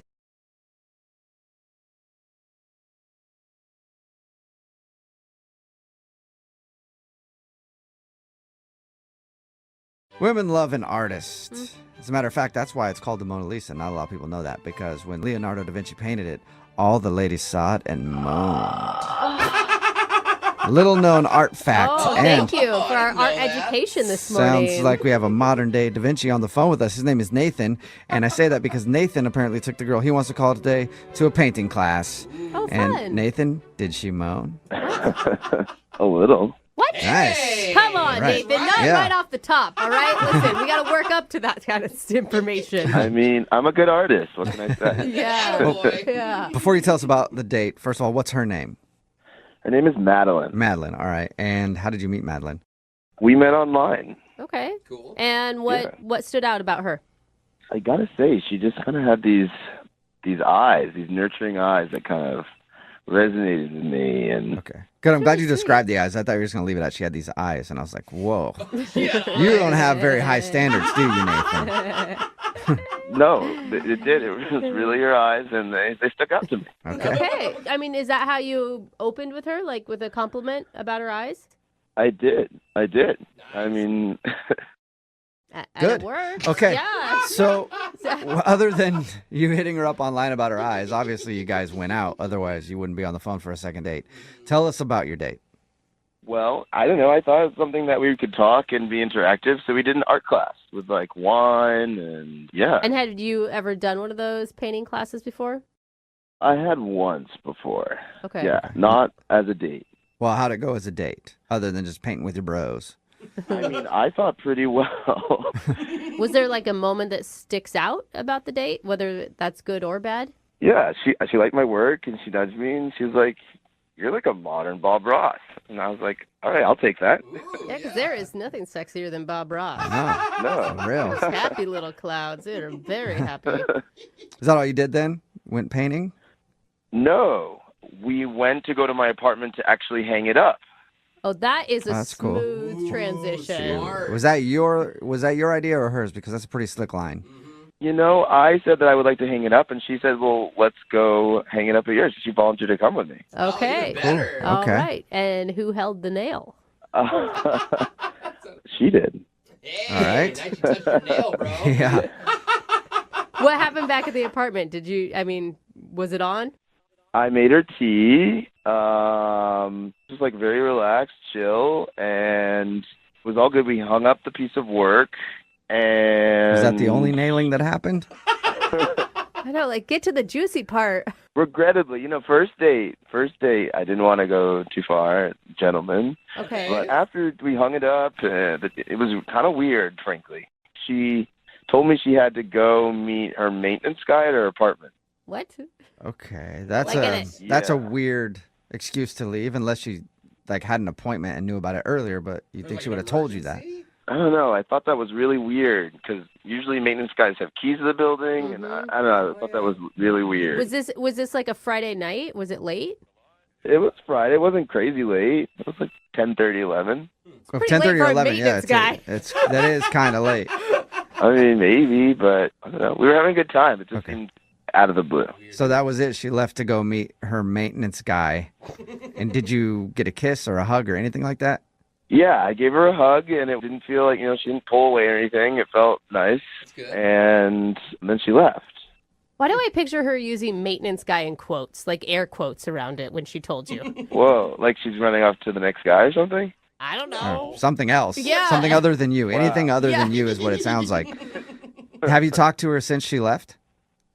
I haven't heard from her at all. No text, call in about 4 days. And you've tried to get a hold of her? I've definitely tried to get a hold of her. So it seems like an excuse then. What do you think could have gone wrong? Well, the only thing is, I like really strong teas, and I do, teas can have effect. And my experience, girls don't love, using the bathroom. So maybe that was just her quick idea to get out and because of the go home and use cheese. the bath.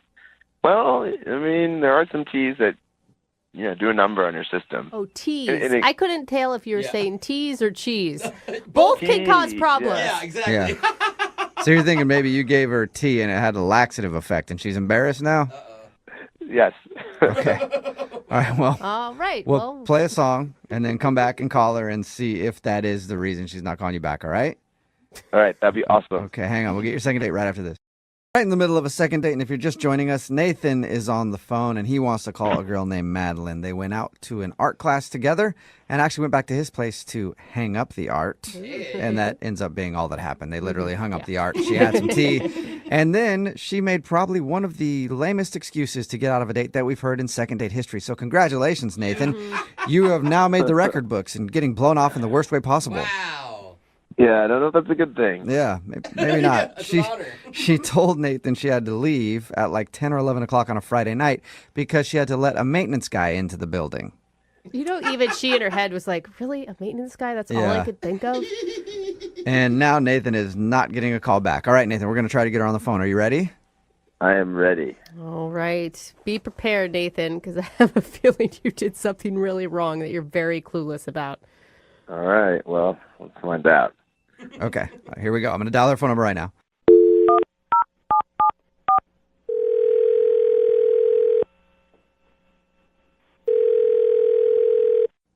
Hello? Hi, is this Madeline? Yes? Hey, Madeline, how are you? This is Jubal from the radio show Brooke and Jubal in the Morning. Okay. Okay. How you doing? I'm okay. What's this about? Oh, that's a good question. Yeah. I'm calling you today because we got an email into our show about you. What? Why? Another good question. You're full of good questions, Madeline. Because we do a segment on our show. It's called The Second Date. That's where if you go out on a date with somebody and then end up not calling them back after, they can email us to get you on the phone and ask what happened. And we got an email about you from a dude named Nathan. What? Nathan? Yes. Do you remember going out with a guy named Nathan? Oh. Yeah. Okay. Well, Nathan emailed us because he said he had a really fun time with you. And he thinks that your excuse to leave late on a Friday night that the maintenance guy needed to be let into your building was just a really horrible excuse to get out of the date. And we all agree with him, by the way. Yeah. That sounds like the biggest excuse ever. I don't remember what excuse I used. I already blocked him. I don't understand why you're calling me. You've even blocked him? Yeah. Why? He said that you guys went back to his apartment. Was there something creepy in there? It just freaked me out. It was just really weird. Can you tell us what was weird? I just got this really bad vibe when I walked in. The place was just super clean. Like, it was just weird. I got a really bad vibe and creepy feeling. Was there like something specific? Because super clean, and he sounds like a nice guy who didn't want to push you to do anything you weren't ready for on a first date. After an art class. Yeah. I just got this eerie feeling when I walked in. It was like serial killer clean, like sterile clean, like everything wiped out, not a speck of dust. It was just so strange. No guy's apartment's that clean. It's just, So you're saying his place was too clean and it creeped you out? yeah. That's it? He had a clean place, and that's why... No, you got to understand, though, it wasn't just clean. Like, it was like a team of people came and wiped this place clean of fingerprints. It was just weird. And you know, when you just get that feeling inside, it's like something bad happened here. What? I need to go. It made you think what? Do you think he's a serial killer or something? No, I don't know, but I'm just saying it was way too clean, and something's wrong with that. Maybe he's just, one of those OCD types that really like a clean house, or maybe he read the decluttering book that everybody reads. And it's not that clean unless you just moved in and took the plastic off of everything. There was nothing out of place. It's like a museum. I think he All sounds right. dreamy. Can he move into my house and improve some things that I've got going on? Go for it. That's on you. Be my guest. I don't want to be anywhere near him. What about on the phone with him? No, I don't even want to talk to him. Oh, that's a shame. Because he's actually on the other line listening right now and wants to talk to you. You're kidding. No, I'm not. Unless he hung up. Nathan, are you still there? I'm here. Oh my god. Hi, Madeline. Hi, Nathan. I guess you heard all that. Yeah. I don't see a problem with my apartment being so clean. It might not be a problem. It's unusual, and I'm just not used to that, and so, yeah. Madeline, you're being really nonchalant when you were basically just accusing the guy of scrubbing his house because there was maybe dead bodies earlier in the evening. She didn't know he was on the phone. Wait, but that's what it sounded like. Like you're getting rid of all fingerprints. Nathan, have you killed anyone in your apartment? I have not. I'm sorry. I just got a weird vibe when I came in, and Madeline, why would you want to be dirty? Why would you want that? What? I don't. I'm just saying your place is, like, so clean. It's just freaky. I mean, I have had people comment on how clean it is, but I don't like dirty things. Dirty things really upset me. Okay, so now that did sound a I'm little starting crazy. to get Okay. a little bit on Madeline's Yeah. side now, Nathan. That was kind of creepy. See? I'm not crazy. I Nathan, don't think he meant it like yeah. that, you guys. Did you mean it in the way that it sounded? Because it sounded super creepy the way you said that, Yeah, Nathan. you said upsets you instead of a noise. No, I didn't mean to be creepy. You guys, give this guy, Madeline, I feel like you're missing out on possibly a really good guy because you're making a lot of implications on just a clean house. I can clean my own house. Seriously. Why?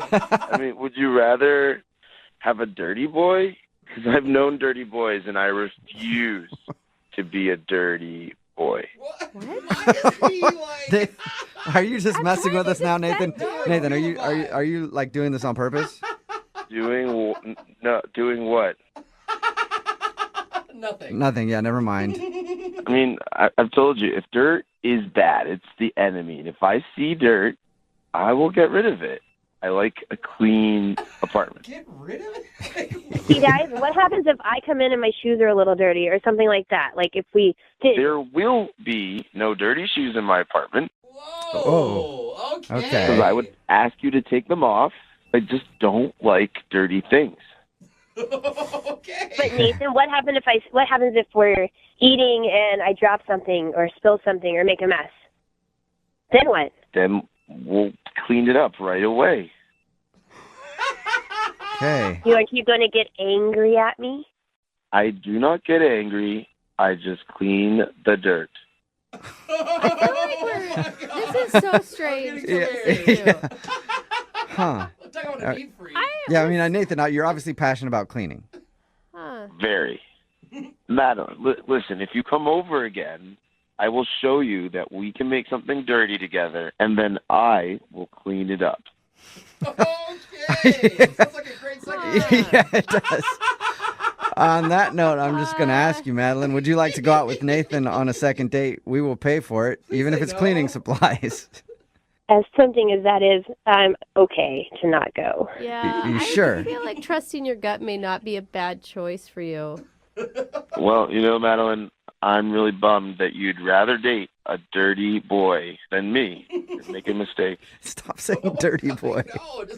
All right, Madeline, so take care, because the dirty will be judged. Goodbye. Okay, I think you need to do more than just block him. Madeline, are you still there? I'm a little freaked out and scared. I got rid of him with the blocking, and here you guys opened that back up like freaking Pandora's box. He doesn't know anything about you other than your phone numbers and stuff, right? Yeah, he doesn't know anything. He probably doesn't even know my last name. I blocked him on everything. Okay, good. All right. Yeah, you are safe. And I feel sorry for all the dirty boys out there right now because Nathan sounds like he might be fired up to do some cleaning tonight. I hope not. Moving 92.5. Brooke and Jubal's second date update. Ladies, I'm going to tell you a little secret about guys. Okay, dish. Men love a woman with a little tude. Little attitude. Okay. Little spice. Little feistiness, Not true. Not too feisty, obviously. Not like, go fight that guy for me. Oh, not scary. But just a little bit of cayenne on that macaroni. I know. Because that feistiness tells us something. It tells us you're passionate. And you're probably into some freaky stuff. Yeah, lady in the streets, freak in the sheets. Yeah, we love it. Okay, the cliche. And I have a feeling that the girl on the phone today for a second date update is definitely a little freaky because of what she ended up doing on her first date. Okay. Freaky or crazy? I'm intrigued. Let's find out. Her name is Rebecca. Rebecca, you a freak, huh? A big one. Oh, Okay. yeah. I like a woman who will own that. Well, I'm just messing around with you. Tell us about the guy that you went out with. What's his name? His name is James. Oh, you do sound feisty. Mm-hmm. Where'd you meet James?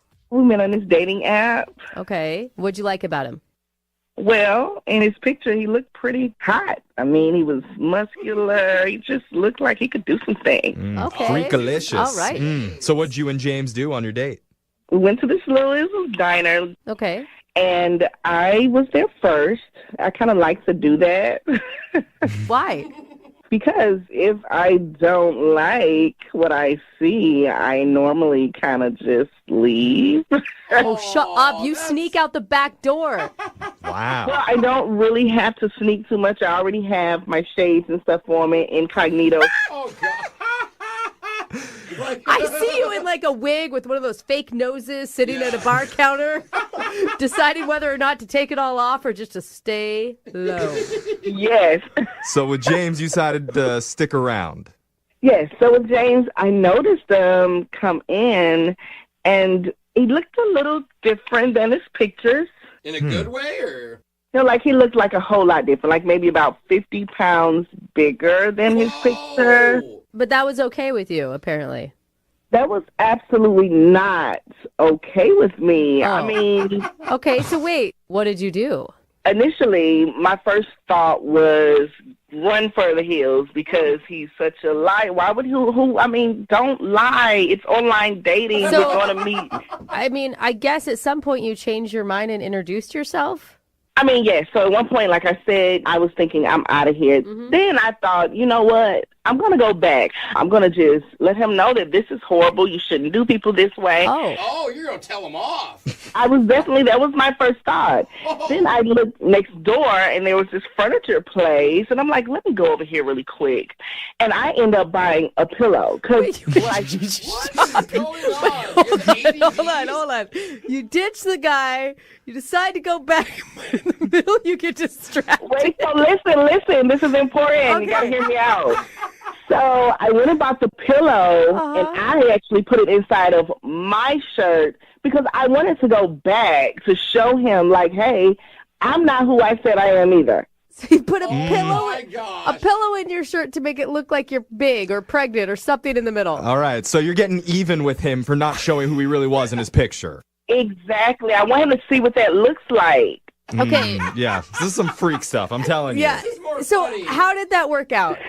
Oh my goodness. The moment I came up, he acted like it was just okay. Like, hey, how are you? And I'm like, what the heck is going on? Wait, what? Oh, he's a nice guy. He's like, sure, you look like you got a square stomach, but that's fine.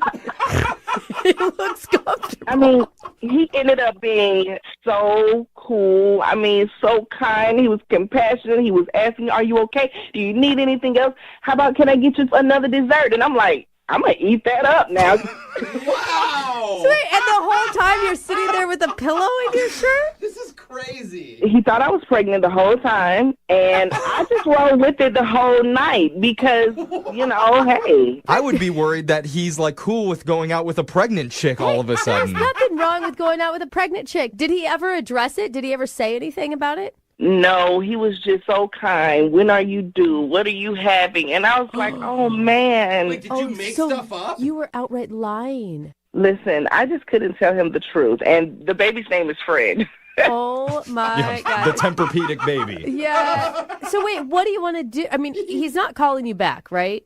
He keeps calling. He's wondering how I'm feeling, how I'm doing, when are we going to hang out. Oh, he is calling. And I just don't know, guys. I don't know what to do. I need your help here because I want to hang out. I enjoyed him afterwards. He's great. And I'm like, do I tell him the truth? Like, I have to? Do you have to tell him all the truth? Because the whole truth is like, hey, you're really fat, and I was going to show you how much that sucks by putting a pillow in my belly, and now you think I'm pregnant. I think your best bet is to actually go out and get pregnant for real, and then you're not lying anymore. You know, that's a long play. You got to wait a little while, and he's going to be like, wait, you're still pregnant? 9 months later. It's a 14-month pregnancy. Yeah. He's even asking me, like, if you don't have anyone to be in the delivery room, I'll be there for you. And I'm like, oh, my gosh.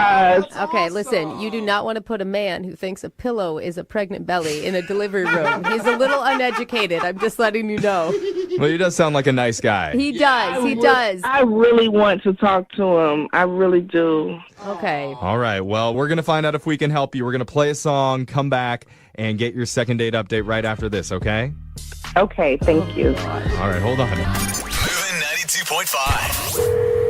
Brooke and Jubal in the mornings. Second date update. If you're just tuning in, we're on the phone with Rebecca, and Rebecca is expecting a brand new 100% goose down snuggle soft bundle of joy.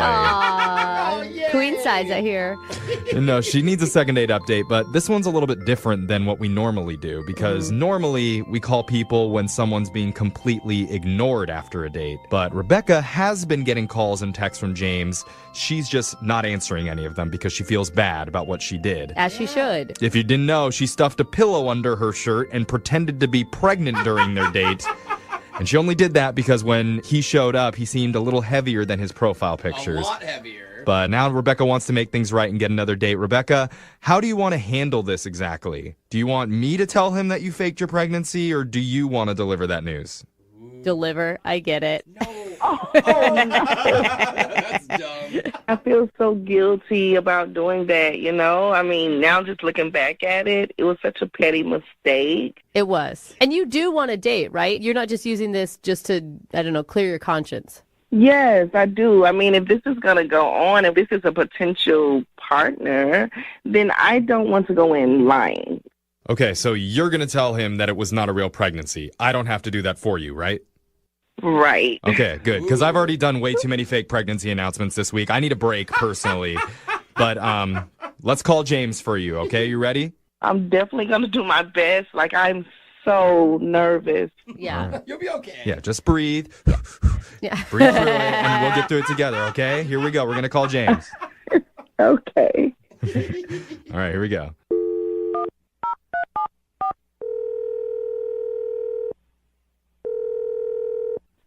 Hello? Hi, can I speak to James, please? Yeah, who's this? This is young Jeffrey from the radio show Brooke and Jubal in the morning. Do you have a second to talk to us? Yeah, I guess. Okay, I promise we're harmless. No. Except for Brooke, yeah. Yeah, she's scary, but... Hi, James. All right, Ben. I mean, what's going on? Why y'all calling me? Well, we do a thing on our show called the Second Date Update. Have you ever heard of that before?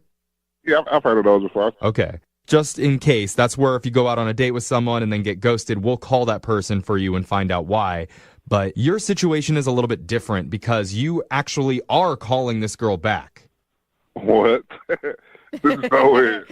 It is weird. This is a weird one. I mean, more weird than normal. So do you remember going out with a woman recently named Rebecca?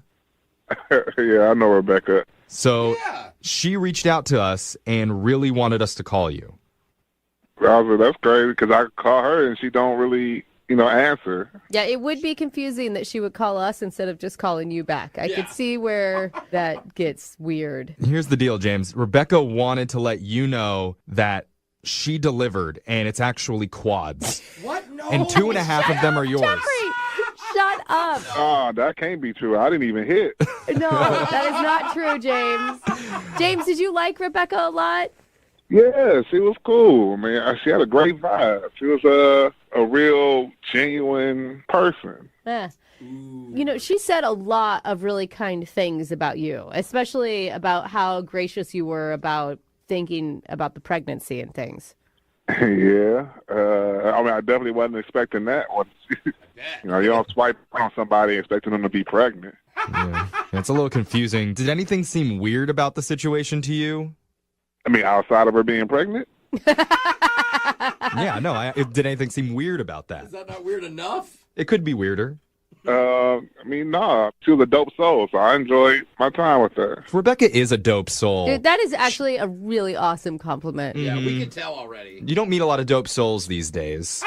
But here's the thing. Rebecca set this whole thing up because she really wants to talk with you. But she's been really nervous about it. About the dessert thing? About the dessert. What about the dessert?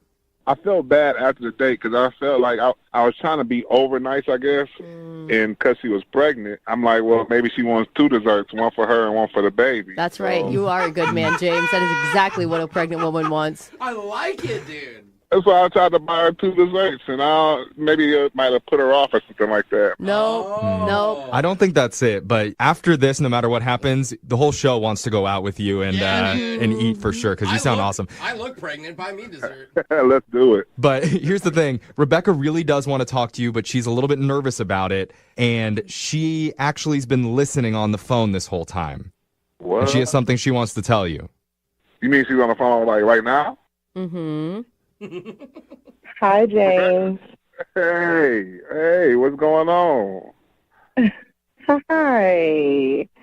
Oh, there's that smile. Oh. Wow, I've really been thinking about you. Oh, have you? That's good to know. I mean, I've been trying to reach out to you. I didn't know if you weren't returning my calls, because maybe I upset you or, when I bought the 2 desserts, maybe that... You thought I was calling you fat or something, and you were just kind of shading me. I didn't know. No, the 2 desserts were fine. Thank you. All right, then. You didn't drop 4 babies, did you? Jeff was kidding. Oh, okay. No. About that. All right. So I really okay. It's hard. It's okay. So there's no baby. I'm actually a surrogate. I don't have the baby anymore. What? Rebecca, did you say surrogate? Yeah. You're a surrogate? I really wasn't pregnant. Hold on. Wait. So you weren't pregnant? I guess I'm not understanding. What about that second dessert for then? And you don't mean surrogate. You mean that you lied is what you mean. I lied about the surrogate just now. I lied about being pregnant. That was actually a pillow from a place next door to the diner that we were at. Yeah. It was all a lie. Some people fart when they lie. She makes up pregnancies when she lies. What would make you even lie about something like that? I mean, most people try to hide an actual pregnancy. You come in pretending to be pregnant? The opposite? Okay, well, I saw you come into the restaurant, and you were actually much heavier than your pic said. And I was mad. I acted out of just anger and ego, so I went to get the pillow, came back, and then we spoke, and from that moment, you were amazing to me, and I got lost in the moment. Very lost. Yeah, so it wasn't a pregnancy, it was a pillow from next door that she stuffed up her shirt. She was trying to teach you some sort of weird lesson because she felt like you were lying to her. With So you sat with the pillow in your stomach the whole time? That's so weird. I mean, yes. Yes, I did that. I mean, I put on a little weight. It's not, come on now. James, it's not a little weight. That wasn't a little weight. I mean, come on. Okay, I will say this. I don't want it to become a thing. I am so sorry, and I actually want you to forgive me because I really like you. I like you, too. I honestly think you dope. You're a dope soul, for real. You still believe that after the whole pregnancy scare? Slash lie? I mean, I really don't mind that she's not pregnant outside of her calling me, you know, chunky because of my picture. Well, she feels bad about the whole thing, James, and she's really hoping that you'll forgive her, and she promises that she won't fake a pregnancy again until you're in a committed relationship. So no more fake pregnancies? Well, at least not until you're definitely together, and then it would actually count. But here's the thing. If you're willing to give her a second chance, we will pay for a date for the two of you. As many desserts as you guys can handle. Oh, I'm eating both of them this time. No, I think that was what started this problem, James. Right. I guess so. James, so after everything you heard, you really want to go out with me again? It's crazy, but you know, I thought I vibe with you. I can dig you, you know what I'm saying? You guys are so cute. Oh, They're both dope souls. I know. I love it when two dope souls find each other. You know, maybe one day then I can actually, you know, put that baby up in there. Oh, dang, James. I went 0 to 100 real quick. Well, definitely keep us updated. Congratulations, Rebecca. You got your second date. Thank you. And I like your chunky, by the way. It's okay with me. Yeah, it's all right. You can make love to a teddy bear. Okay. Wow. We Now it's got to starting cut to this get off. It's about to uncomfortable. get like R-rated in here. Congratulations, you guys. Cow.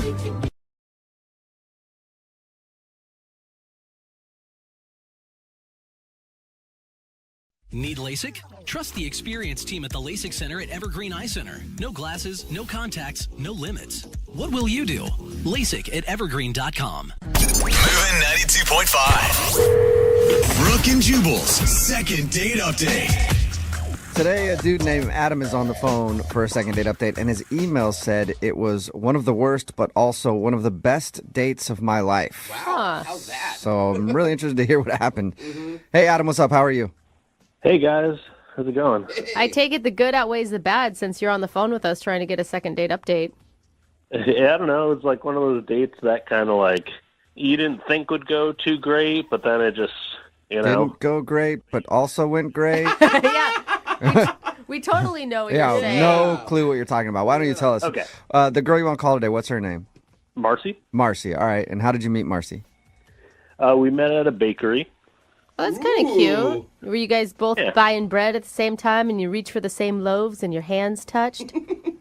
No, I had to put a little more effort into it, but I was just there, you know, getting coffee and stuff. But she was picking up a cake, and I thought she was kind of cute. So I sort of just struck up a conversation and was like, hey, is that cake for me? Because it's my birthday. Was it actually your birthday, or is that just a line? Oh, God, no. No, okay. Not even close. All right. Well, fabulous pickup line. It would have worked on me. It obviously worked on her. Yeah. So it was like one of my stronger pickup lines. So that sounds strong. Did you actually rip the cake from her hands and say it was your birthday? And Give it to yeah. me. She was like, well, it's my friend's birthday, so she'd be kind of mad if I gave away a piece of her cake. So I was like, well, really, I just wanted your number. Oh, Okay. Look at that smooth man. Yeah. And so she was happy to oblige that. Awesome. So what'd you guys do Yeah. when you actually went out? We just went out to a bar to, you know, have some drinks and kind of talk and stuff. What was your mood going into it? Oh, it was great. Like, we were super friendly. That and, was the like, bad part? You're like, oh, I didn't want to be there at all. Well, the bad part was probably like 20, 30 minutes into it. We're really like vibing, and I keep getting a couple calls from my mom. which is not like really normal. She doesn't usually call a bunch of times. Right. So then you automatically think it's an emergency. I would. Oh, yeah, absolutely. And it was, I mean, my grandfather had died. Oh, buddy. That's not the kind of news you want to get in the middle of a date. I mean, I guess it depends on your relationship with your grandfather, but Oh, my God. I would think it would be a bad thing. He's like, yay! Yeah, he's like, that guy was an a-hole. Either That's that- fabulous. So I'm guessing you didn't like the news. No, news wasn't great, and needless to say, it kind of threw me off my game. Oh, yeah. I mean, actually, at one point, like I was crying, Yeah. and so she offered to stay with me for a little while, and then actually came back to my place. That's a great way to get some pity sex. Grandpa's like, Great way, yeah. wingman from the skies. Yep, exactly. Heaven's got a wingman, and his name is Grandpa now. Actually, we ended up having a little makeout session by the end of the night. I think it was unrelated. I hope it was unrelated. Yeah, hopefully the death of your grandpa didn't turn her on. Yeah. So you guys actually went back to your place and made out? Yeah, so we went back to my place and did all that, and then after a while she was like, "Okay, well I gotta get going." It was getting pretty late. I can and see we why called it you a night. said that's like the worst date and the best date, because it sounds like a really lovely interaction with another person. Well, yeah, it was very personal, and I feel like we connected. But like, she's kind of been ghosting me a little since then. I try to text her, and it'll take like a while for a text back, like a few days, and it'll sort of just be like a one-word thing, or nothing at all. Okay, so you definitely think she's blowing you off? Yeah. Any reason that you can think of why? I guess I might be like an ugly crier. That's true. Like, Yeah, but does anyone ever think that they're a pretty crier unless you're like in a Hollywood movie? Like it just doesn't happen in real life. I mean, like, my cry is like pretty ugly. It's all just snot. It's just a mess. I mean, and then I kind of, my voice sort of chokes up like this, and I can't really get. Oh, it's bad. It's That was a weird way to describe your cry. All right, so you think maybe she was turned off by your ugly crying? It has to be. Otherwise, like, we really hit it off. why would you want to go out with somebody who isn't calling you back because you were crying in not an attractive way, I guess, because your grandfather died? Like, that is shallow if that's the case. Well, I don't know if that's the reason. That's the only thing I could think of. Okay. Well, we'll play a song and then come back and call her and get your second date update, okay? Okay, thanks. Moving 92.5. Brooke and Jubal in the mornings. Second date update. Nothing really out of the ordinary in today's second date update. I mean, we've all been on dates where somebody's died, right? Sometimes it's on the way home from the date, but whatever, it happens. And Adam is on the phone. That's the issue that he's kind of dealing with. He went out with a girl named Marcy. They had a good time, but in the middle of his date, he got a phone call that his grandpa had passed away. Obviously, he was sad about that. But Marcy ended up hanging out with him for a little while longer. They even went back to his place and made out. And now she's kind of blowing him off, and he doesn't know why. The only excuse he can think of is maybe he's an ugly crier. Adam, are you ready to call Marcy and see why she's not wanting to go out with you again? Yeah, I'm pretty anxious to find out. And I forgot to ask because, I mean, you're thinking like maybe it's the ugly crying thing, but you guys made out after that, right? Yeah. Yeah, and you didn't cry again after your makeout, or you did? No, not during either. Okay, yeah, I was going to say during would be even worse, I think. All right, well, I'm going to dial her phone number right now and see if we can figure it out. Here we go. Cool.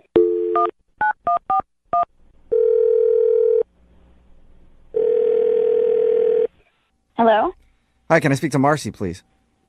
this is she. Hey, Marcy, how are you? This is Jubal from the radio show Brooke and Jubal in the Morning. Okay. Okay. How did you get my number? I have everybody's number That's not on true. speed dial all the time. I got your number Okay, because... is this like a prank call or something? No, it isn't. Okay. One of our listeners actually emailed us and asked if we could get in touch with you. Okay. His name is Adam, and you guys went out on a date the other day. Oh, gosh.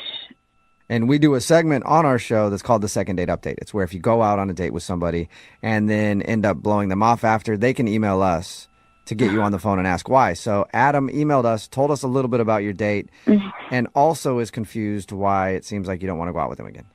Oh my gosh, are you serious? No, this is all joke. Prank call. No. I'm 100% serious. Oh gosh. I mean, I don't know what to say. I feel bad. He said a lot of nice things about you and about your guys' date. It sounds like you guys really had a connection. I don't know. I just kind of thought the whole night was a little weird. Well, I can understand that. I mean, he told us about the date and how he got a call in the middle of it that his grandpa had died. That would make things Right. weird, I would think. Yeah, and I feel so bad. It did sort of put a damper on everything. Was that the part where things got a little weird? Was when he got upset and cried about his grandfather passing?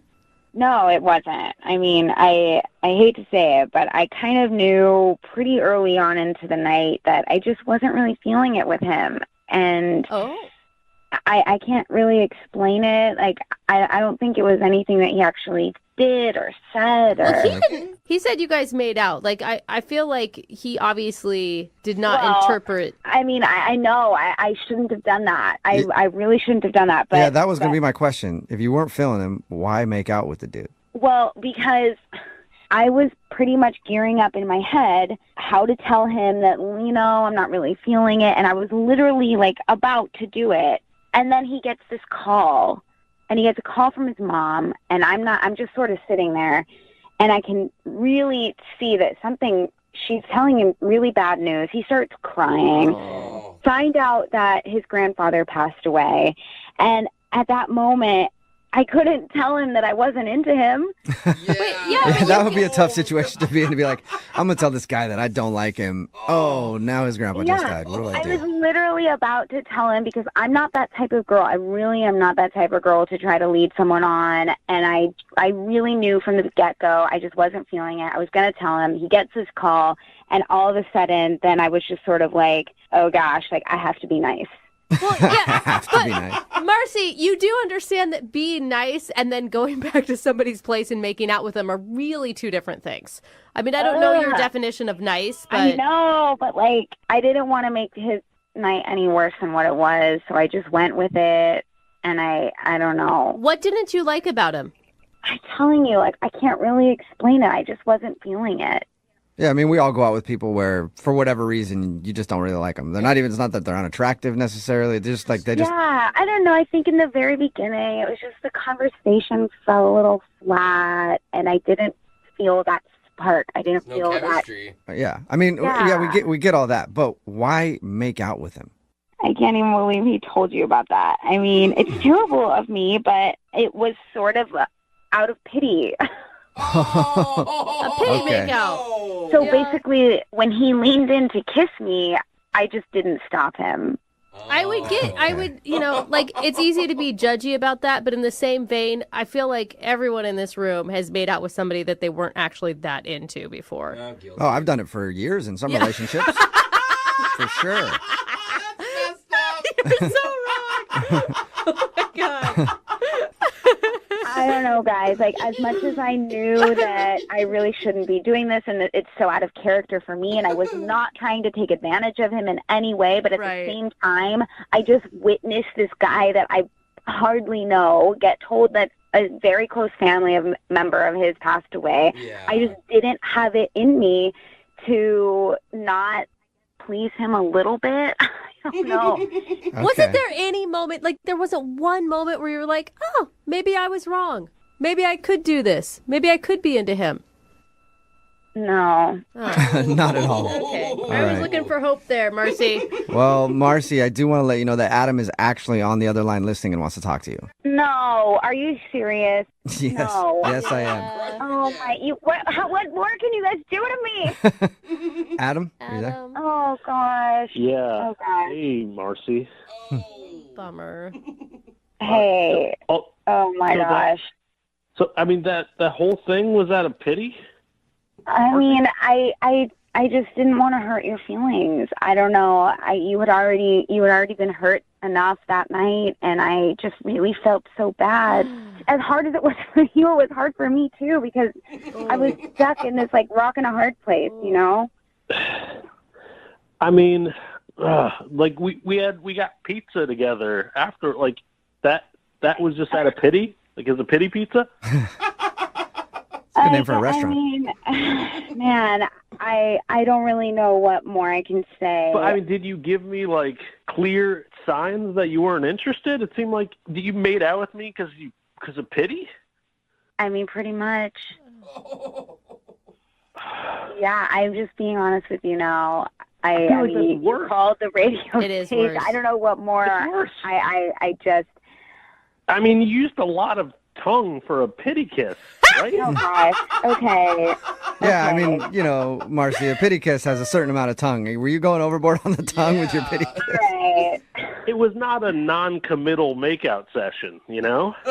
Like I said, I felt really bad. I Oh already said it. I had to do something to like make your night a little bit better, and I don't know what else I can say. Wow. I mean, you are a very talented actress then, because you know, this performance and what you did the other night, like I can't tell what's real and what's not anymore, honestly. I mean, what's real is that I think you should just try to move on. Ooh.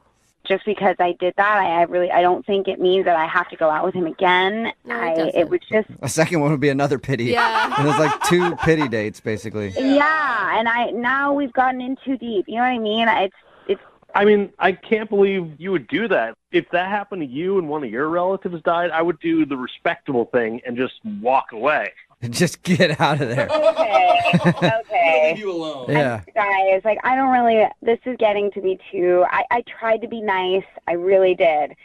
I'm really sorry. Okay, well, don't be sorry just yet, because I do have to ask you if you'd like to go on another date with Adam. We will pay for it. Would you like to go on a second date? No. Okay, I thought that was coming. Adam's like, I didn't even want you to ask that question anymore. Because Marcy, you are a real piece of work, just like leading a guy on like that. That's Seriously? unbelievable. Okay. This is taking me back so much. I was literally just trying to be nice to you. I was trying to support you. I mean, is there anybody here that can back me up on this? Am I crazy or something? I was just trying to be nice. No, they're not going to back you up. Okay, I guess not. Well, either way, Adam, you didn't get your second date, and at least you know why now. And Marcy, thank you for taking the time to talk to us about it. Appreciate it. Yeah, now I feel 100,000 times worse. Thank you. Well, Sorry, I want both you guys to think about this. That night when you guys were making out, Adam's grandpa was watching you. Think about that. Brooke and Jubal in the morning.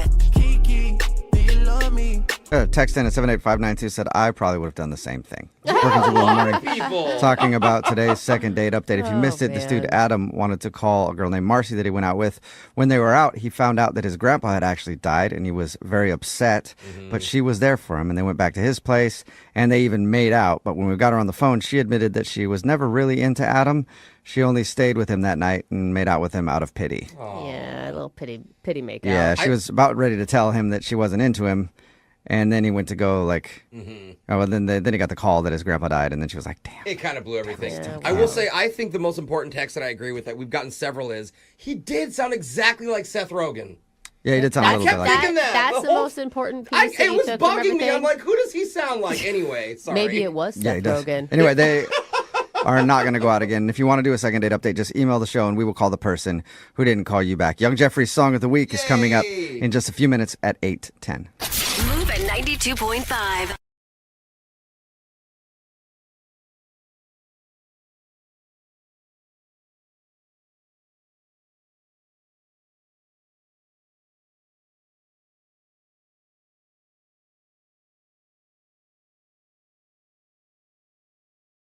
Moving 92.5. Brooke and Jubal's second date update. Mike is on the phone for a second date update right now. He wants to call a girl named Samantha, who he met at a friend's party, but not necessarily to get a second date. I'm sure Mike would like one, but his email says he's more just concerned for her safety. Really? Oh, no. And wants to make sure that she's okay. Mike, how are you?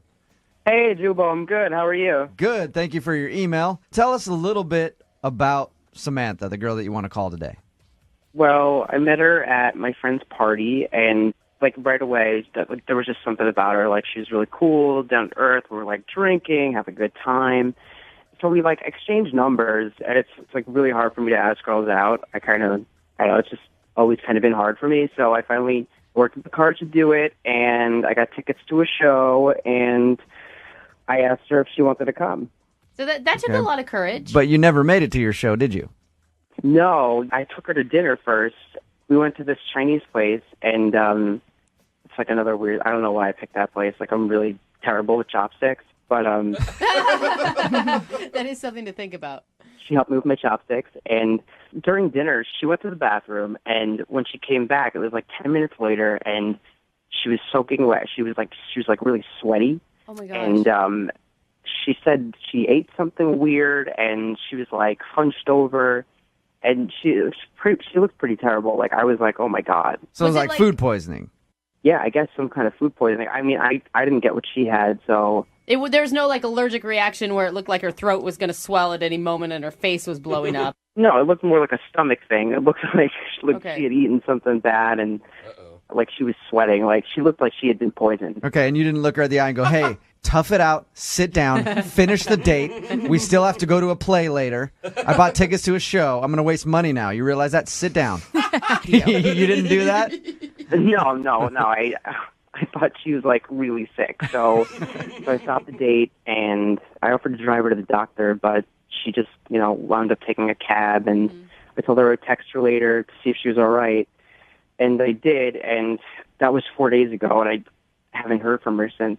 Have you tried to call her at all? I don't know. I feel like kind of awkward about doing that because I feel like maybe I don't know. Like I hope she's okay. Like maybe she's still sick. Like I don't know. I just kind of. Have you checked with your friends since you guys met at their party? She doesn't really know them. She was just at the party, so Okay. my friends don't even know her.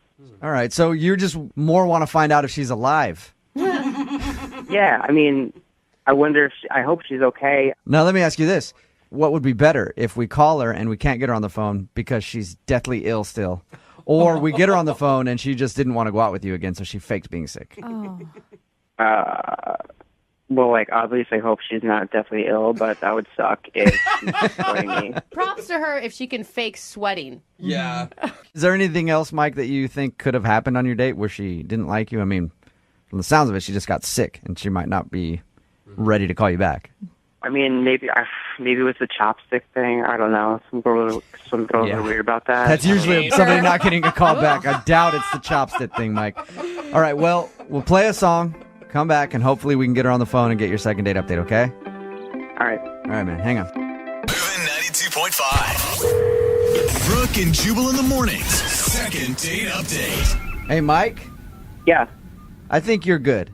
I don't think there's anything you did on this date that could come back to hurt you. You just told us how you took this girl out for dinner and she got sick halfway through and had to leave and hasn't been calling you back. I think she's probably embarrassed. Mm-hmm. I don't think you did anything wrong on your date. Yeah, I hope so. What was the last thing you said to her as she left the restaurant with possible food poisoning? I just told her I would text her to make sure she was all right. Okay. And you haven't gotten any response from her at all? No, nothing. So I hope she's fine. Dude, I think Jubal's right. I'd be humiliated. Yeah. Especially because I'm sure she spent a little bit longer in the bathroom than she probably wanted to. I get For a nervous while. even with my girlfriend like over a year. I still get nervous when I go on a date and I'm in the bathroom too long. I think she's going to think I'm blowing this place up when I'm not. So maybe she's just embarrassed, okay? All right. All right, here we go. I'll call her right now.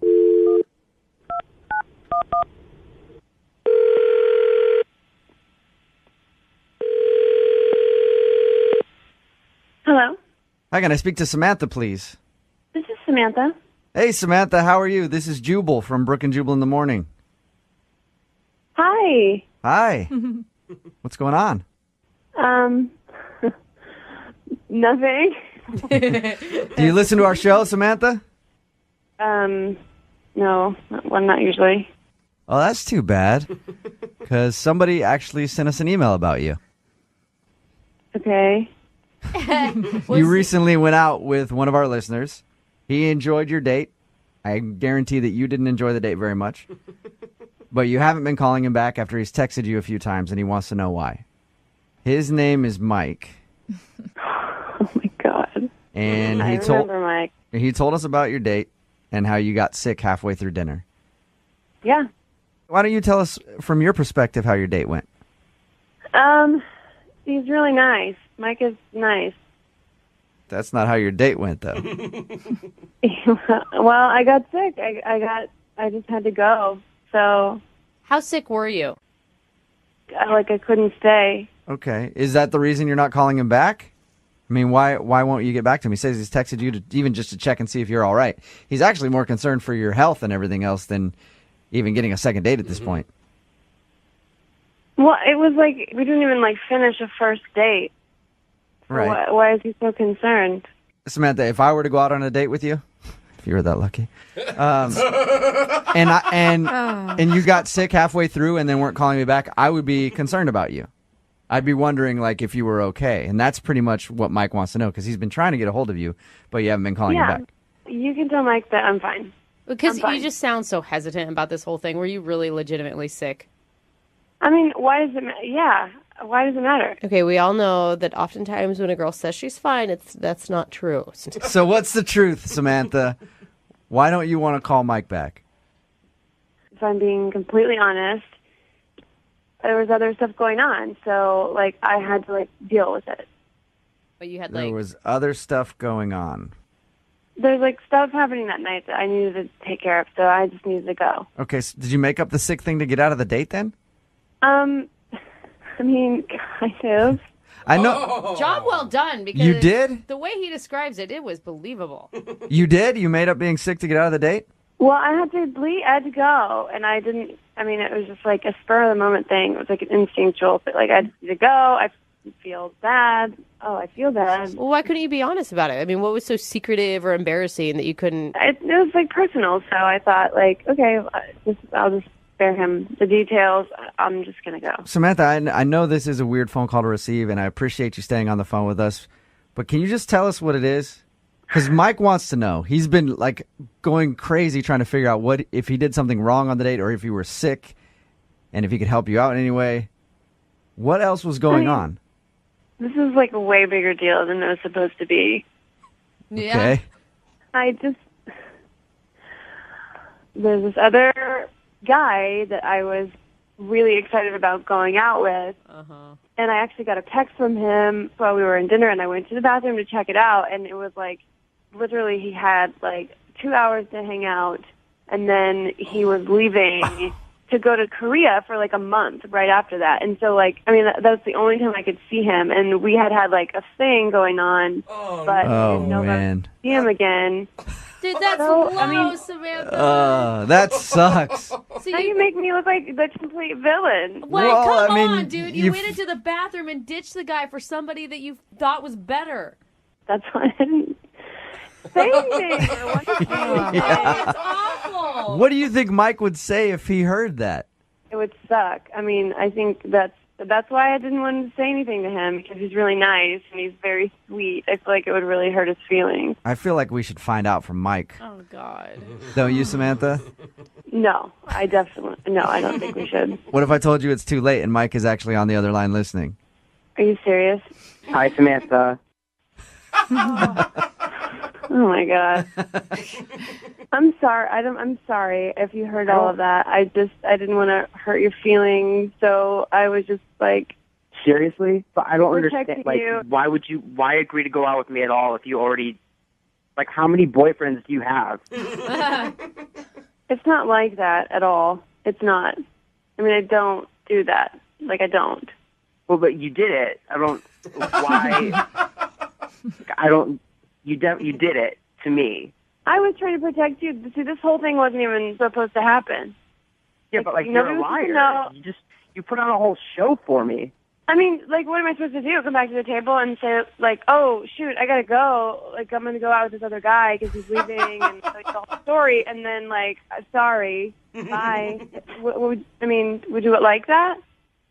No, I don't know why. Why did you even if this guy was leaving anyway? Why are you seeing me the night before? When you're gonna bail on me, regardless. Why? What are you? I didn't know that I was gonna bail on you. I didn't even think I was gonna see him again. To be honest, dude. That's all you got. I don't know why you're so hung up on this, because it's we had a date. So just lie to somebody.